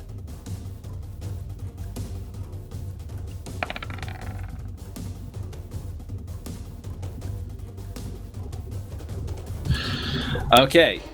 You lean forward and you manage to get a pat. You can feel the energy you've been focusing all your life slowly pour into him, and he recovers. You see the scars around his face start to pull out, the blood slowly disappearing from his eyes. Your wisdom's higher than 12, surely. 18. Yeah, so that should be +4 to that instead of +1, right? Yes, you only you rolled- should. You already rolled 1d8, so what happened there? Well, I maybe just didn't set it up right. Okay. Oh wait, no, it's 13. Yeah, that's right. It's free for casting at a high level 10 for the core spell. Right, okay. And with that, the werewolf It's it slowly leads into you towards Crowley and then says, "If you're not shitting with me, don't move," and goes for a bite attack. I take it. Sean Connery. Sean Connery wolf. It lunges forward and bites your shoulder. Make me a Constitution save.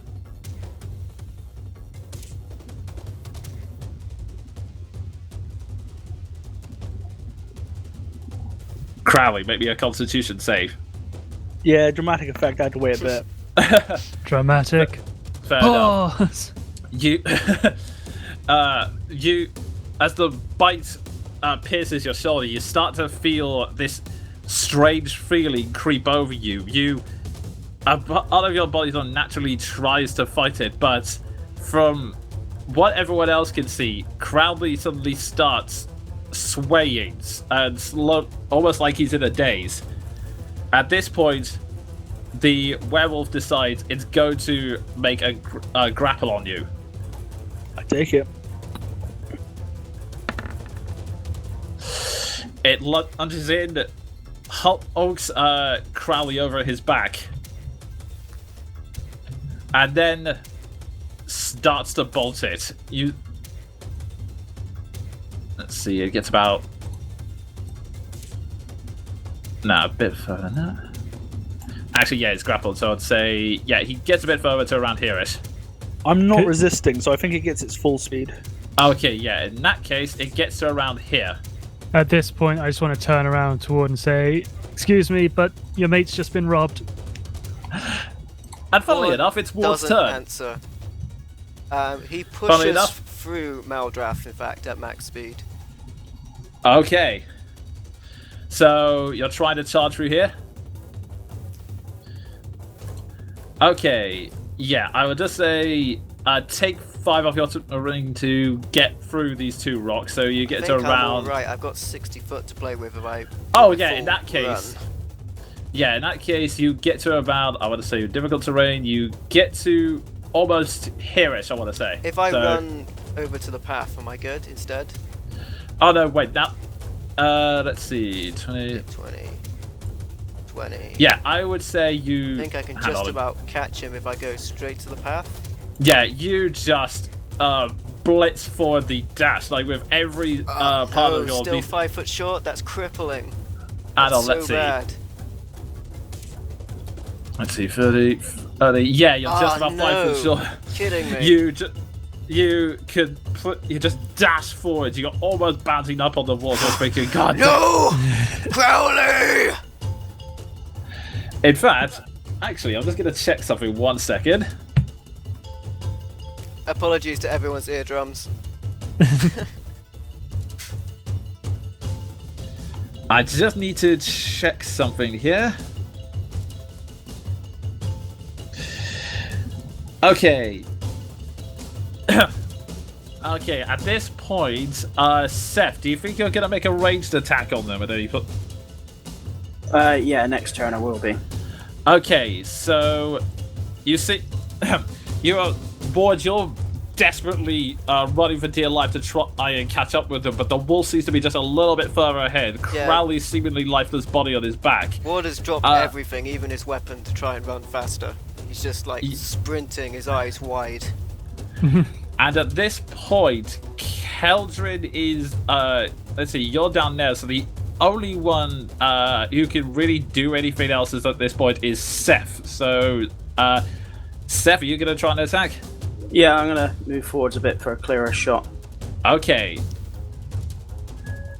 You will not take another! And I'll draw my bow and go for a sharpshoot. No, yeah, I'll go for the sharpshooter. I think we need the damage, like, because it's only been hurt a bit. Yeah.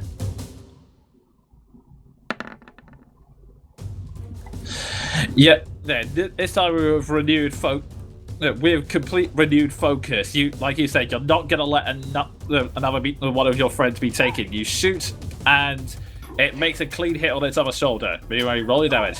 Has it been damaged before? No, it was completely fresh. Right, it's still fresh. Okay, cool.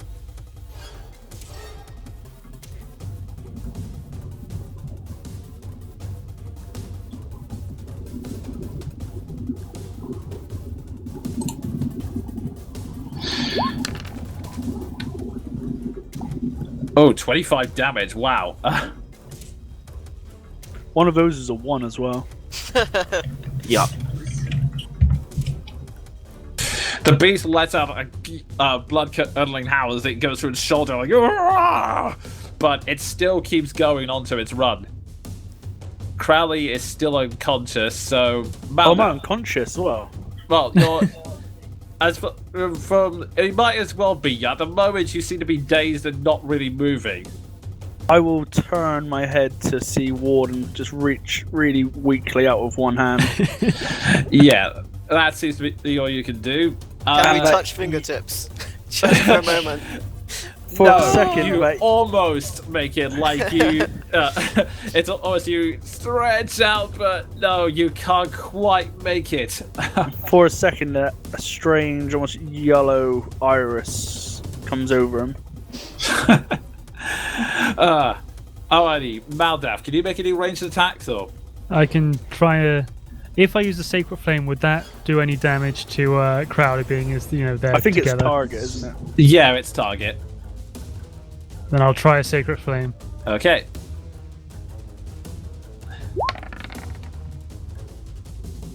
It burns! Ah! In fact, actually, oh yeah, I need to make a dex save for it. Does it have disadvantage, doesn't it, for carrying a creature? That would make sense. So, Yeah, I'm not a light person.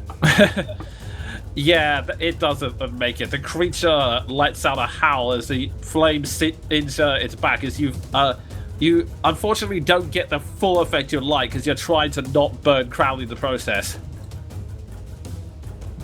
Okay. Do I roll damage or is it a thing? I you think it roll- did damage up above. Yeah. Oh, If okay. basically what would have happened is if I'd made the dex save, it would have taken half the damage. Oh I yeah, think I it's see now. 0 damage. Yeah, I just for brought the a spell minute. up. It doesn't take any of it, makes it. Oh wow. Okay, in that case, with all of that, the werewolf bolts off out of sight through the undergrowth. It is just vanishes, carrying Crowley with it. You've got the hunter's mark on it, right? Yep, I can follow it wherever it goes. Alrighty, in that case, are you Ward gonna follow it? Most Yeah, I've certainly. got 300-foot range on my bow, so the moment I see it, I'm gonna fire. Okay, in that case, I'm gonna drag Irina with me and follow the group okay. if I get the chance for it. Just not letting her out of my sight and keeping an eye around us. For all we know, Okay. it could be a Someone could be pick a up trap. my sword. Where is it? Yeah, I'll do it. I'll On get the your way. sword. Did Crowley drop his mask as well? Somebody pick that up. Crowley's mask was knocked off by the werewolf. It's somewhere back here-ish. Okay. I didn't see that happening, so That's I don't fine. know. Should I make a perception to find that? Well, to be honest, I'm just going to speed up time and say it's really not that hard to find. It's a white plague Dr. Crow-shaped mask, and it stands out very easily. Even in the darkness, it stands out fairly well in the grass. Okay, so Irina and I are gonna catch up very slowly because we're making stops to pick up all you guys the stuff that you.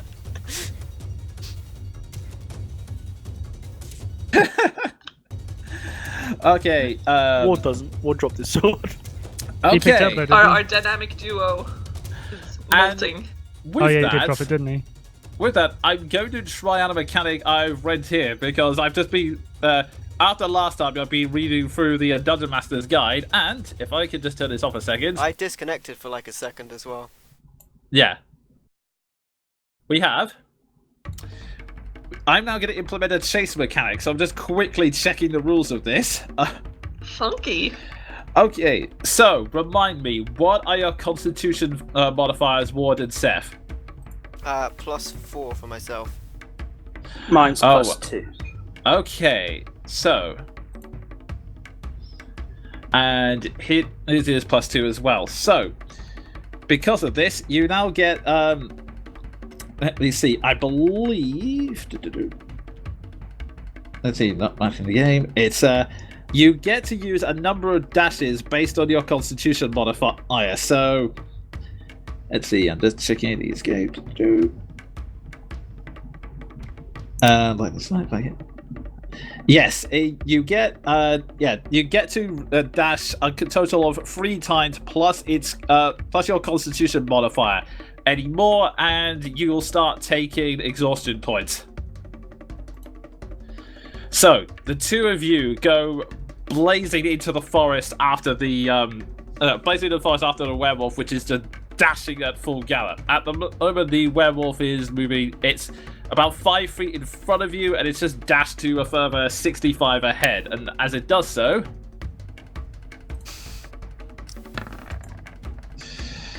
let's see. As it does so, you you suddenly realize that as if they're thinking for one of its pack, an additional wolf is it seems to be chasing after you as well. It's probably you remember that wolves are indigenous to the area, so it's probably mistaking it for one of its own pack and is following alongside you. And it starts to take a lunge towards you, Ward. Roll me a strength check, please. Check or save? Because my save is better. Yeah, I'd say save in this case.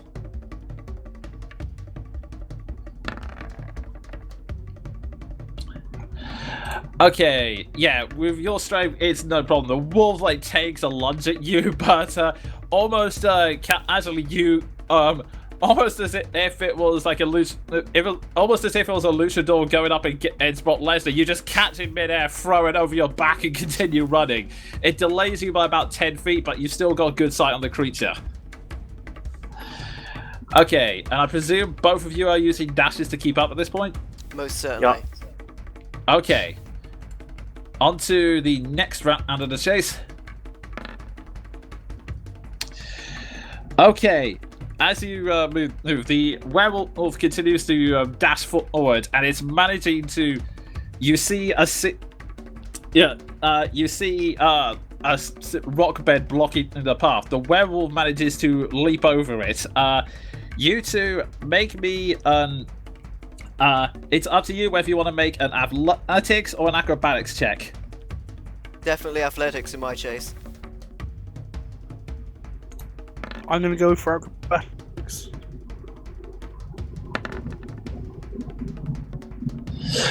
Okay, Seth, you try. You definitely try to leap over it, but you're due to the darkness and everything that's going on, your footings stumble a bit, and the ground causes you to slowly lag behind by about 10 foot. So you are now 15 feet behind the werewolf. Ward, you just power straight on through it. You leap, you get over it, and you're now catching up to again where you're within 5 feet of it. And on the next round. Okay, this next up, it's as again you hear the howls, and once again another wolf leaps out of the undergrowth for you. Make a strength check for me, Ward.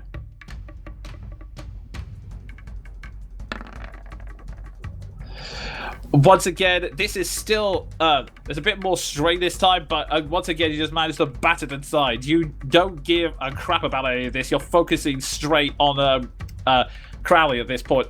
You're focusing on Crowley and nothing else. You are slightly delayed, but you're still managing to keep track of it. You're now about, I want to say, you're slowly on the same level. Sorry, you are both on the same level as you and Seth are 15 feet away from it as it's still charging. Okay. And the next round.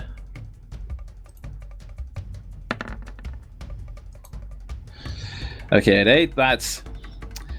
And you continue charging you're thinking against sight, and at this point, you suddenly hear this chorus out of you. Look, and a swarm of bats starts flying towards you. It looks like they've been spooked by everything that's going on around them.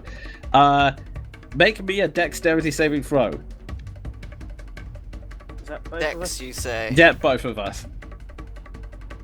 Yep, both of you.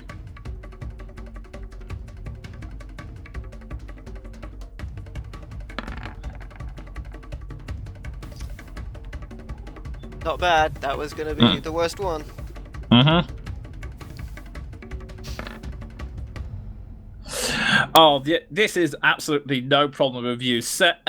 With your nature check, you've seen stuff like this before. You easily duck out of the way and weave through it. Ward, again, you just power straight on through it. A few bats smacked aside, but you don't care. You're continuously chasing this guy. And with that, you're still within about 15 feet of the wolf that keeps going. Oh, and I should also mention at this point, you can make attacks, but doing so would sacrifice the dash. And it would only be a range roll at this point. There's nothing... Is it running in a straight line, or is it like running around trees and stuff like that? Yeah, it's running straight through trees. That's why I'm rolling to determine what kind of obstacles you're coming across. Now, Ward's going to try and get up to it so you can grapple it. Yeah, at this point, you're finally... You seem to be clearing in the trees, and it's finally a clear path. So, yeah, you can make an attack roll for me, Ward. And Josh found out that I am proficient with unarmed. Everyone is, which is cool. So I do get to add my proficiency, despite not being armed. Oh, nice. Oh, you're punching it, not grappling it. I'm grappling. It's just a straight attack. It's just a straight attack roll. Just spearing it, essentially.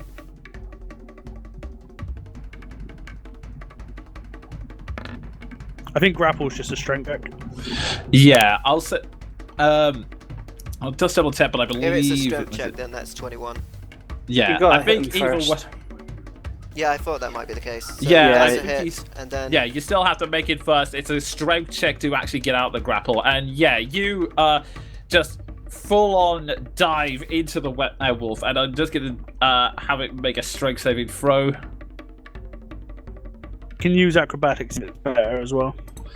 Let me check. Would it not get disadvantage because he's carrying someone? Well, they're fairly athletic creatures, so I'll say it's okay in this instance. Let's see. That's fair enough.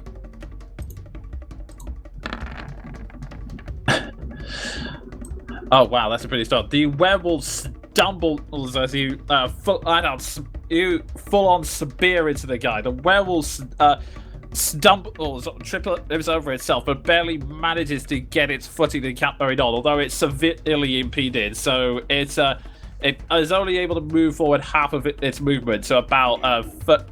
And you're able to catch up with it with the rest of your movement at about 30 feet. Seeing that Ward's failed, I'll then go for a bow attack.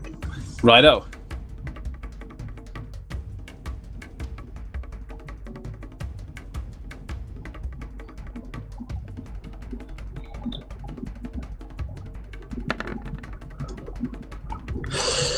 Okay, you just you very calmly take the your bow, trade it, and fire, and it is a hit. You may roll your damage.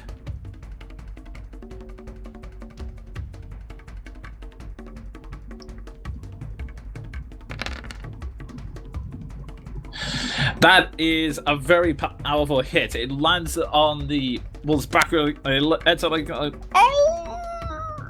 and just staggers forward. It hands on by just a hit point. Like crap, you can sort of feel blood starting to pour from its wounds, and it's as it's darted into the undergrowth, and it's only going on by sheer force of will at this point.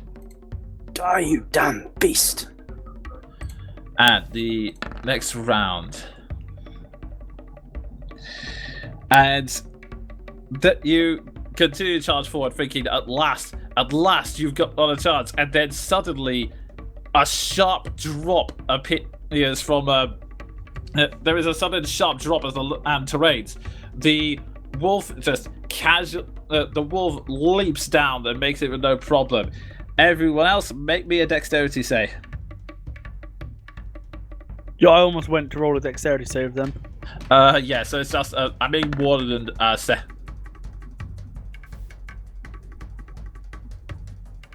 Dex, so you say? Yes. Why'd it have to be Dex? Okay, Ward, you are fully down and you just barely managed to keep on your feet to not take any damage from the fall, but you're impaired. With you, Seth, it's easy. You just casually leap down and you're able to casually leap down and keep going. So you continue with your dash and are just 5 feet behind it. Ward, you're now 10 feet behind it. And with that, the next roll.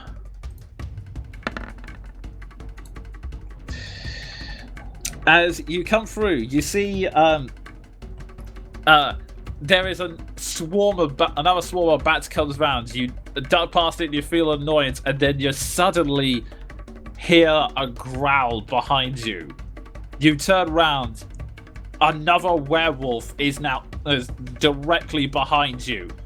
It takes a massive swipe at you, and it's gonna make an attack roll on both of you with multi-attack.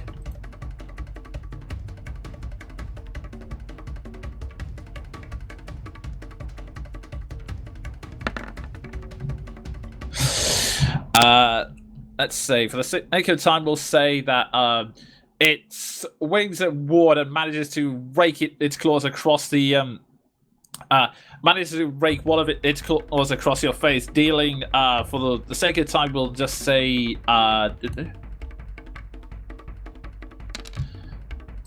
yeah, for the sake of time, we'll say you take 4 points of slashing damage, and Seth, you duck out of the way as the werewolf swings, but it snarls and makes a loud howl before rolling back in, and you gather yourself and start pulling your weapons, and then you realize, shit, you can't see them anymore. No, Seth. We're so Seth, close. where are they? Yeah, I still know where they are. From my mark.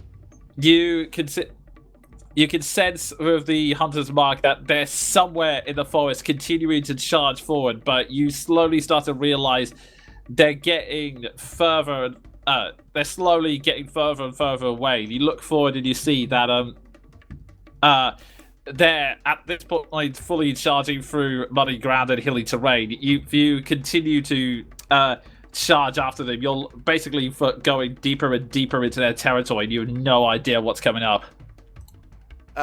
Ward runs around the trees nearby and eventually finds his way back to the middle, where one would assume the group eventually catches up, and he sort of falls to his knees and starts punching the ground.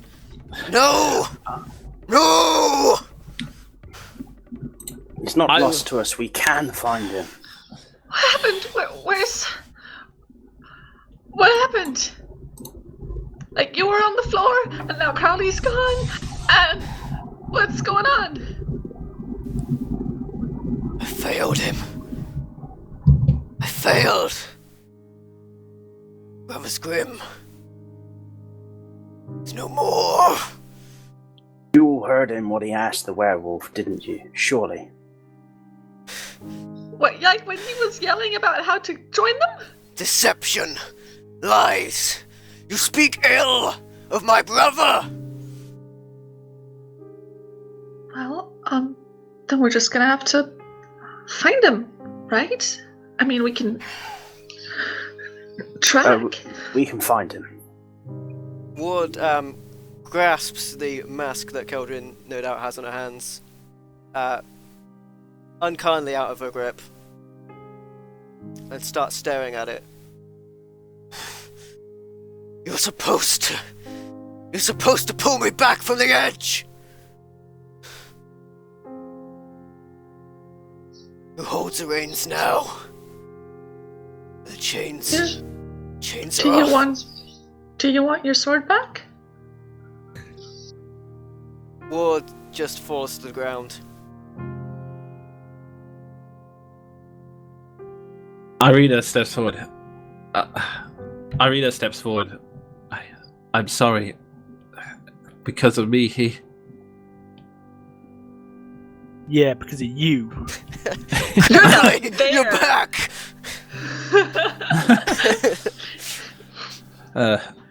It's like I can still hear him.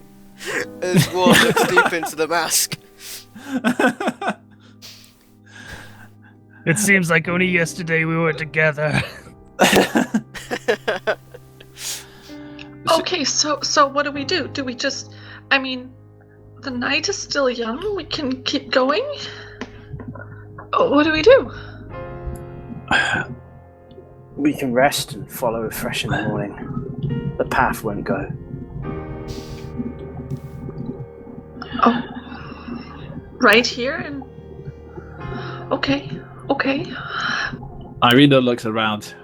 Well, I guess in fairness, an open clearing's better than, say, the undergrowth where we can't see anything.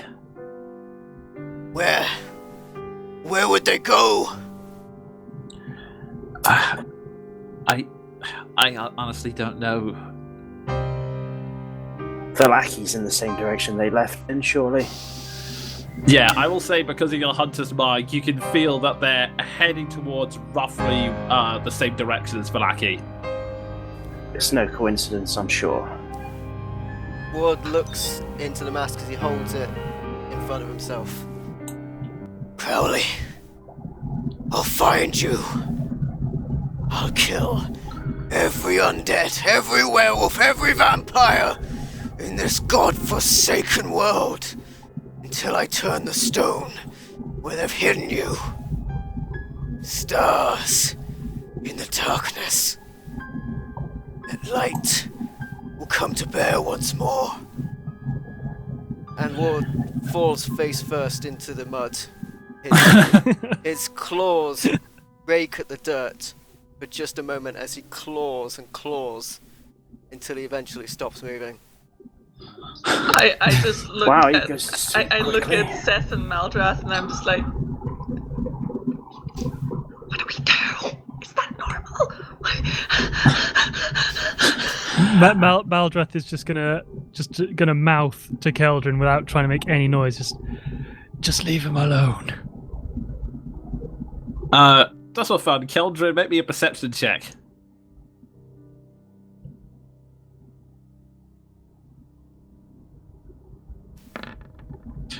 Yeah, you are able to catch what he's saying from their mouth movements. Irina also steps forward and goes, "Give him time. He's clearly lost a friend." While Ward is out of it, I'll be right back. Righto. You guys continue because Ward is not listening to anything. Can I just make a check to make sure that he can actually still breathe while face down in the mud? Yeah, sure. Make me a medicine check.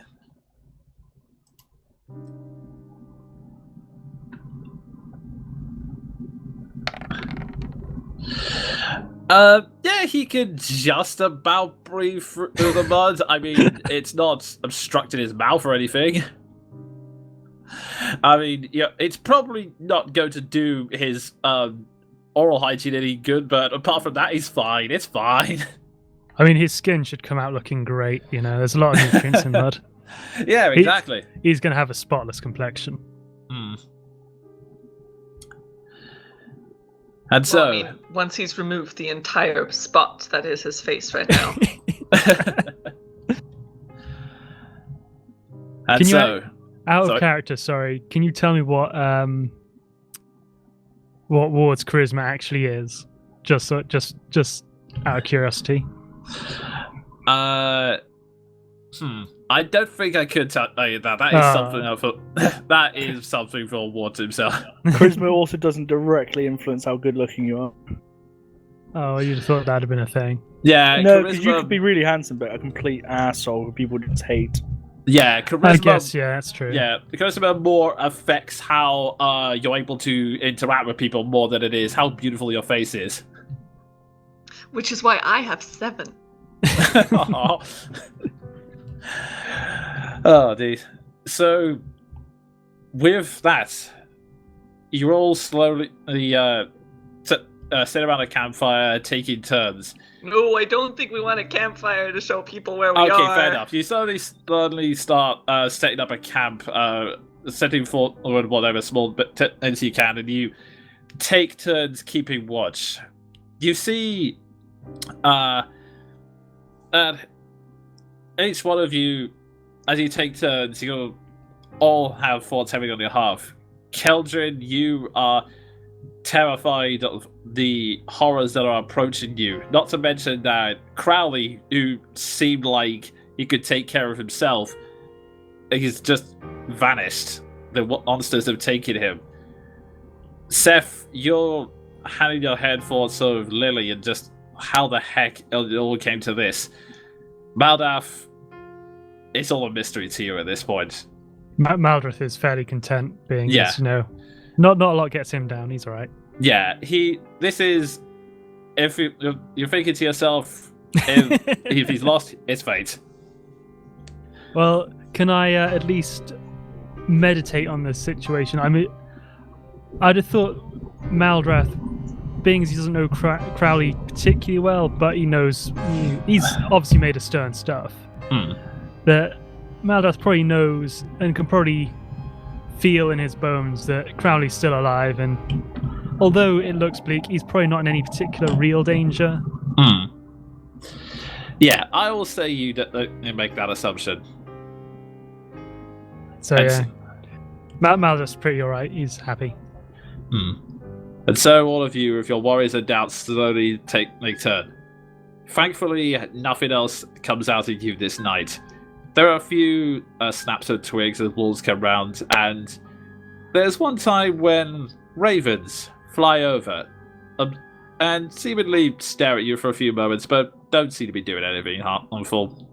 Can I make a perception on these ravens to see if there's a nest anywhere? Oh, sure.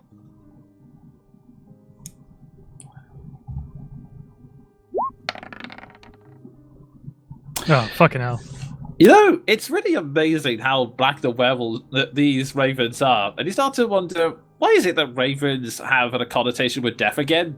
I mean, you've seen a lot in your books, and you basically just continue down this trail of thought for a while as you stare at it. Does this happen in the morning, does it? This is happening when you guys are taking your watches in turn. This is really the only thing that happens in the night.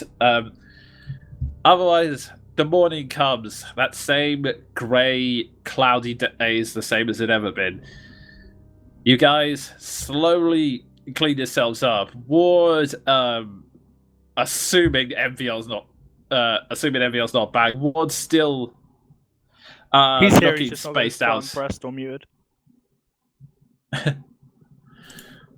Ward is MVL still is here. Okay. In that case, I will let you state what Ward's mentality is right now. Almost didn't move the night except for sitting up. Assuming a campfire was a campfire made. I would have to imagine not in the. Probably not. No. No, it would be too distracting. He just sits up, like almost unblinking. Maybe a restless amount of sleep, not for his own will, but just for necessity. Just in the morning, just slowly sipping some alcoholic beverage. During my watch, I'd like to just sit down next to Ward, not say anything, just like kind of next to him, doing my watch. Okay. And just pinning you all back. When the morning rises, your heart heavy with all these doubts and worries, apart from Maldalf, who's doing fairly okay. You continue your march slowly onwards in grim silence. Are we tracking the wolf directly, or are we going back on the... Irene insists that they stick to the main road out of fear, and you begrudgingly accept since you will admit that the terrain is fairly difficult, what with all the mountainous hills, and plus, but now the werewolf seems to have continuously kept going. You, Seth, your hunter's mark is it's faint, but it's still just about working. It lasts an hour. Oh, okay. In that case, the last thing you sensed, I'll say, leave it a sake of it. You had first watch just so you can keep maintaining. You sense that they've definitely moved in the direction of Vallaki, maybe slightly past it. Backtracking slightly, Ward will speak to Keldrin during the night's watch. Go ahead.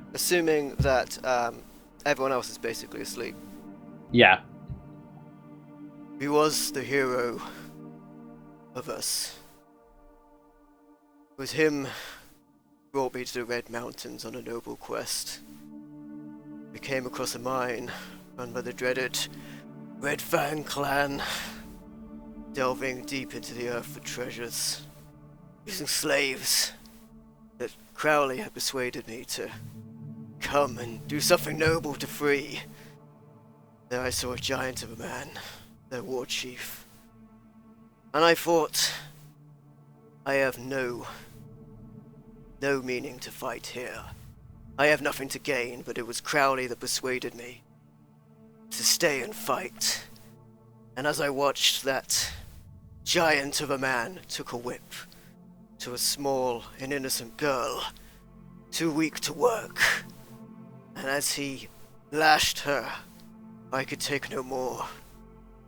And then I came down, drove his face into the mud, and I took the whip, and I pressed it again, and again, and again, into his back, taking the flesh from the bone, and separating the bones from each other. Crowley called me Backbreaker. Freed them. And they were thankful. They never will know that I was only there because of Crowley. I only did good because Crowley guided my hand. And now he's gone.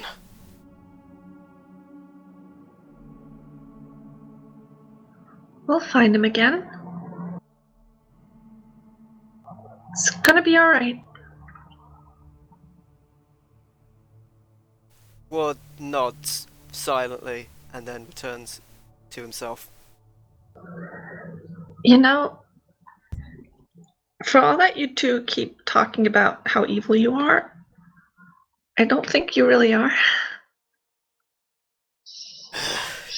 You see the surface. You don't see what lies beneath. I mean, the surface is the one thing that, you know, you influence other things with your surface, right? That's a shitty metaphor. I'm sorry. I was trying to be helpful.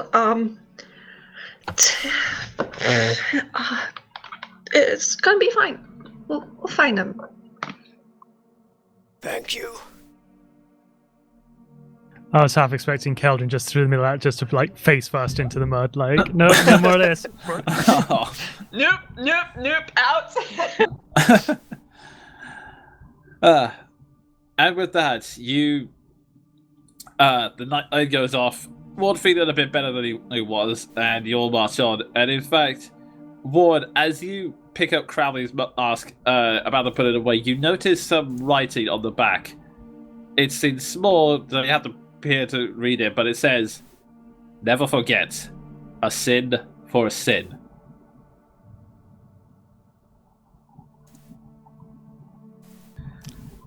And with that, all of you keep marching on.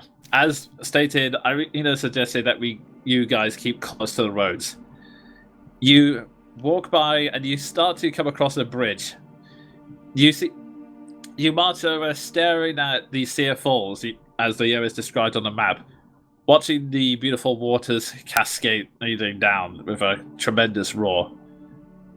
You walk over the bridge and everything seems so peaceful. And you then walk towards the hill, on the climb on the road to Valaki.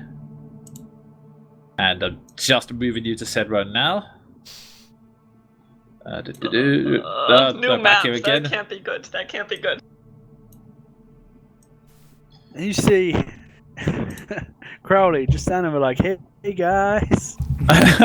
Can you take down the turn Fuck order, you, man. Jonan, unless we need Yeah, it? I will do that now. Yeah, I don't know why that's not there. Okay. So, I actually am there. oh, You joined us! We need only follow the trail! you see an apparition which is going to die. Oh, don't do that to me, Jonan. Don't say I see him. I've gone. I've been killed. God damn it! Why is Why it's must not letting they me click play on- with my emotions? What the hell is going on? It's not letting me click on Just die cry. instead. I am It's not letting me click on it for some eternal. weird reason. Hang on. I deleted him for you. Thank you so much. Okay, now to bring Seth back to life. You cannot bring back those who have passed. Seth, make a new character. I was doing so well until that screw up. Okay. It's fine. Okay, you walk up the road. It seems like a perfectly peaceful road. You see up ahead the start rustling wildlife, and then the bat sort of casually flutters over, and then suddenly it occurs to you, hang on, you know this land's cursed and everything, but it's daylight. How on earth is... And then suddenly Strahd appears before you. I'm so glad I got taken off by a werewolf. Screw you guys. Hey, Good since Sven's not here, and here's the party wipe. I just thought I'd throw in his catchphrase. Strahd appears before you, now in a far more regal outfit than he was previously. He is now staring at you with a castle smirk and a black cape fluttering behind him for dramatic effect. He chuckles and goes, "Good morning, all of you. I Good hope you've had morning." pleasant..." And Ward goes to slash at him. I know it's futile, but Ward does it. Just at the same time, you slash, but Strahd just almost casually pirouettes out the way. And just goes, "No need to rush. It is such a beautiful moment. After all, it would be nice to see you again. I mean, it's a shame your friend appears to have been lacking in skill." Don't taunt me. It'll be nice to see you when you're at the end of my blade. I see you're just as eager as ever. Eager to kill you, Strahd. How far away from Falaki are we? Can we see it? If you squint, it's a long distance away. It's still like another day's travel. Ah, my God! Fuck. Okay. You all step. Just continue slowly walking, maybe going.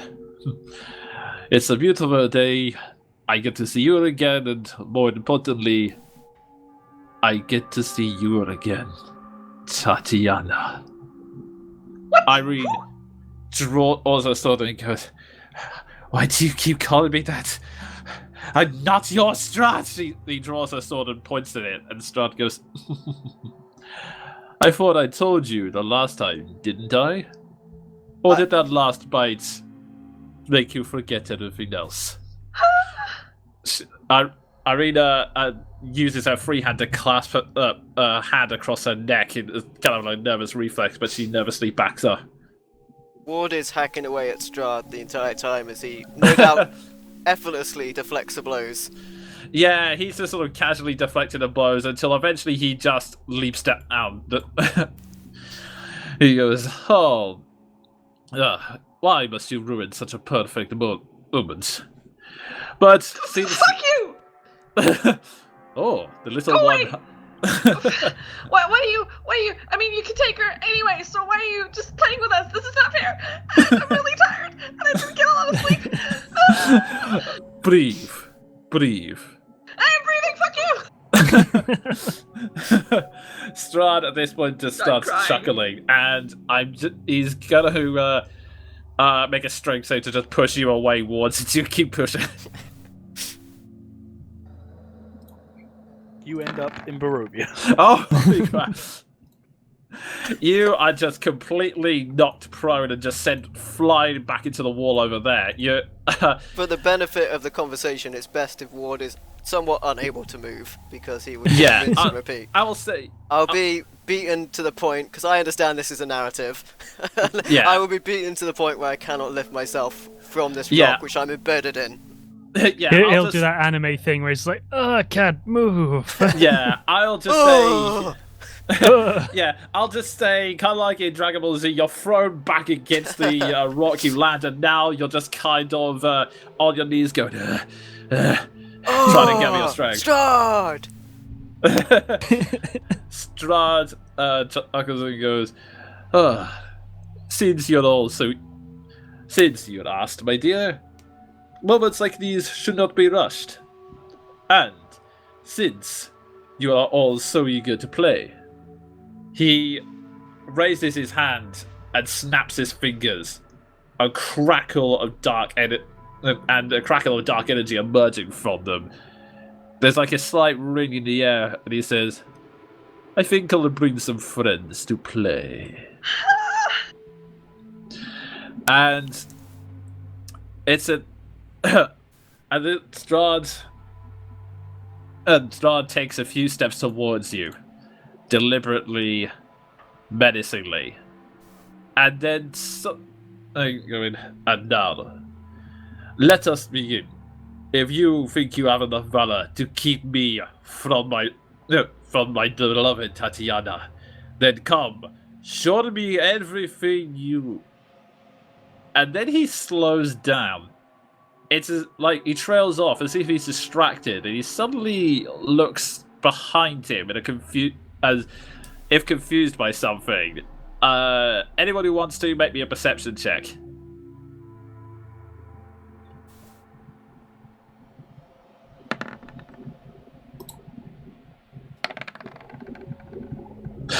Oh wow. That's weird. But- My dice had a 13 on it, but it's decided I rolled a 4. Oh, okay. Everyone in all- chat most- can verify that. Is it all that for of me, actually? you, all of you can hear the distant sounds of animals moving around.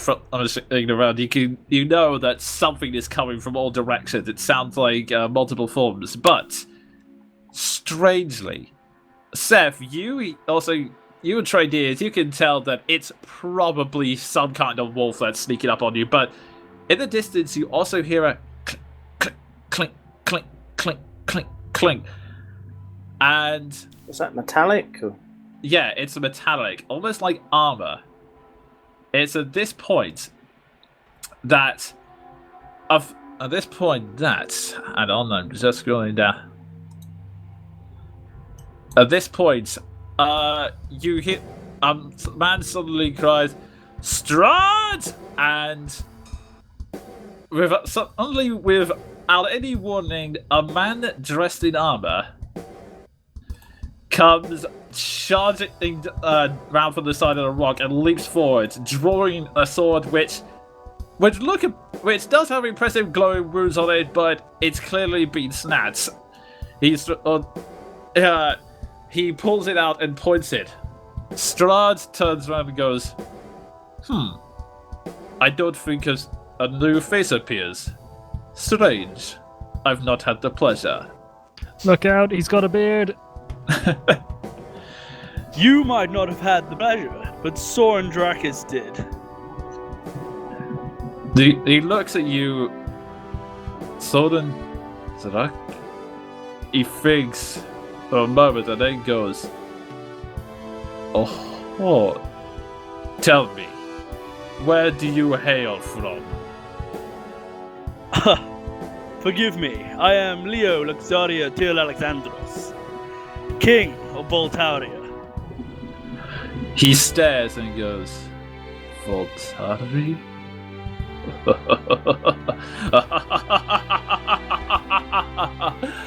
Wow. Who would have thought it?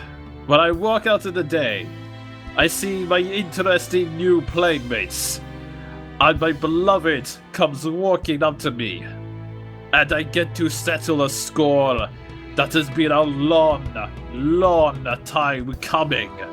I do not know how it has happened, but frankly, I can hardly contain my excitement. I repeat, show me your might, show me your valor, show me everything I cut him you off and I have. cast Moonbeam. And as he does so, you now see the wolves slowly marching into view all around you, fangs bared. Strahd raises his hands, energy crackling.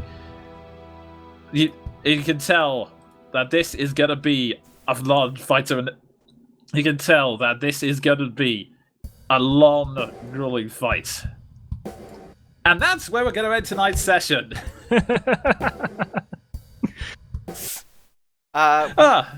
In which case, Okay, I guess. wow, kind of lost for words. Well, there you have it, guys. Thanks for joining us.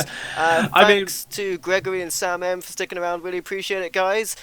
We will have more D&D coming at you, but that's it from myself, from the Jonin Monkey, from Keldrin, Leo, Seth, Maldraff. We will join you next time on the Curse of Strahd.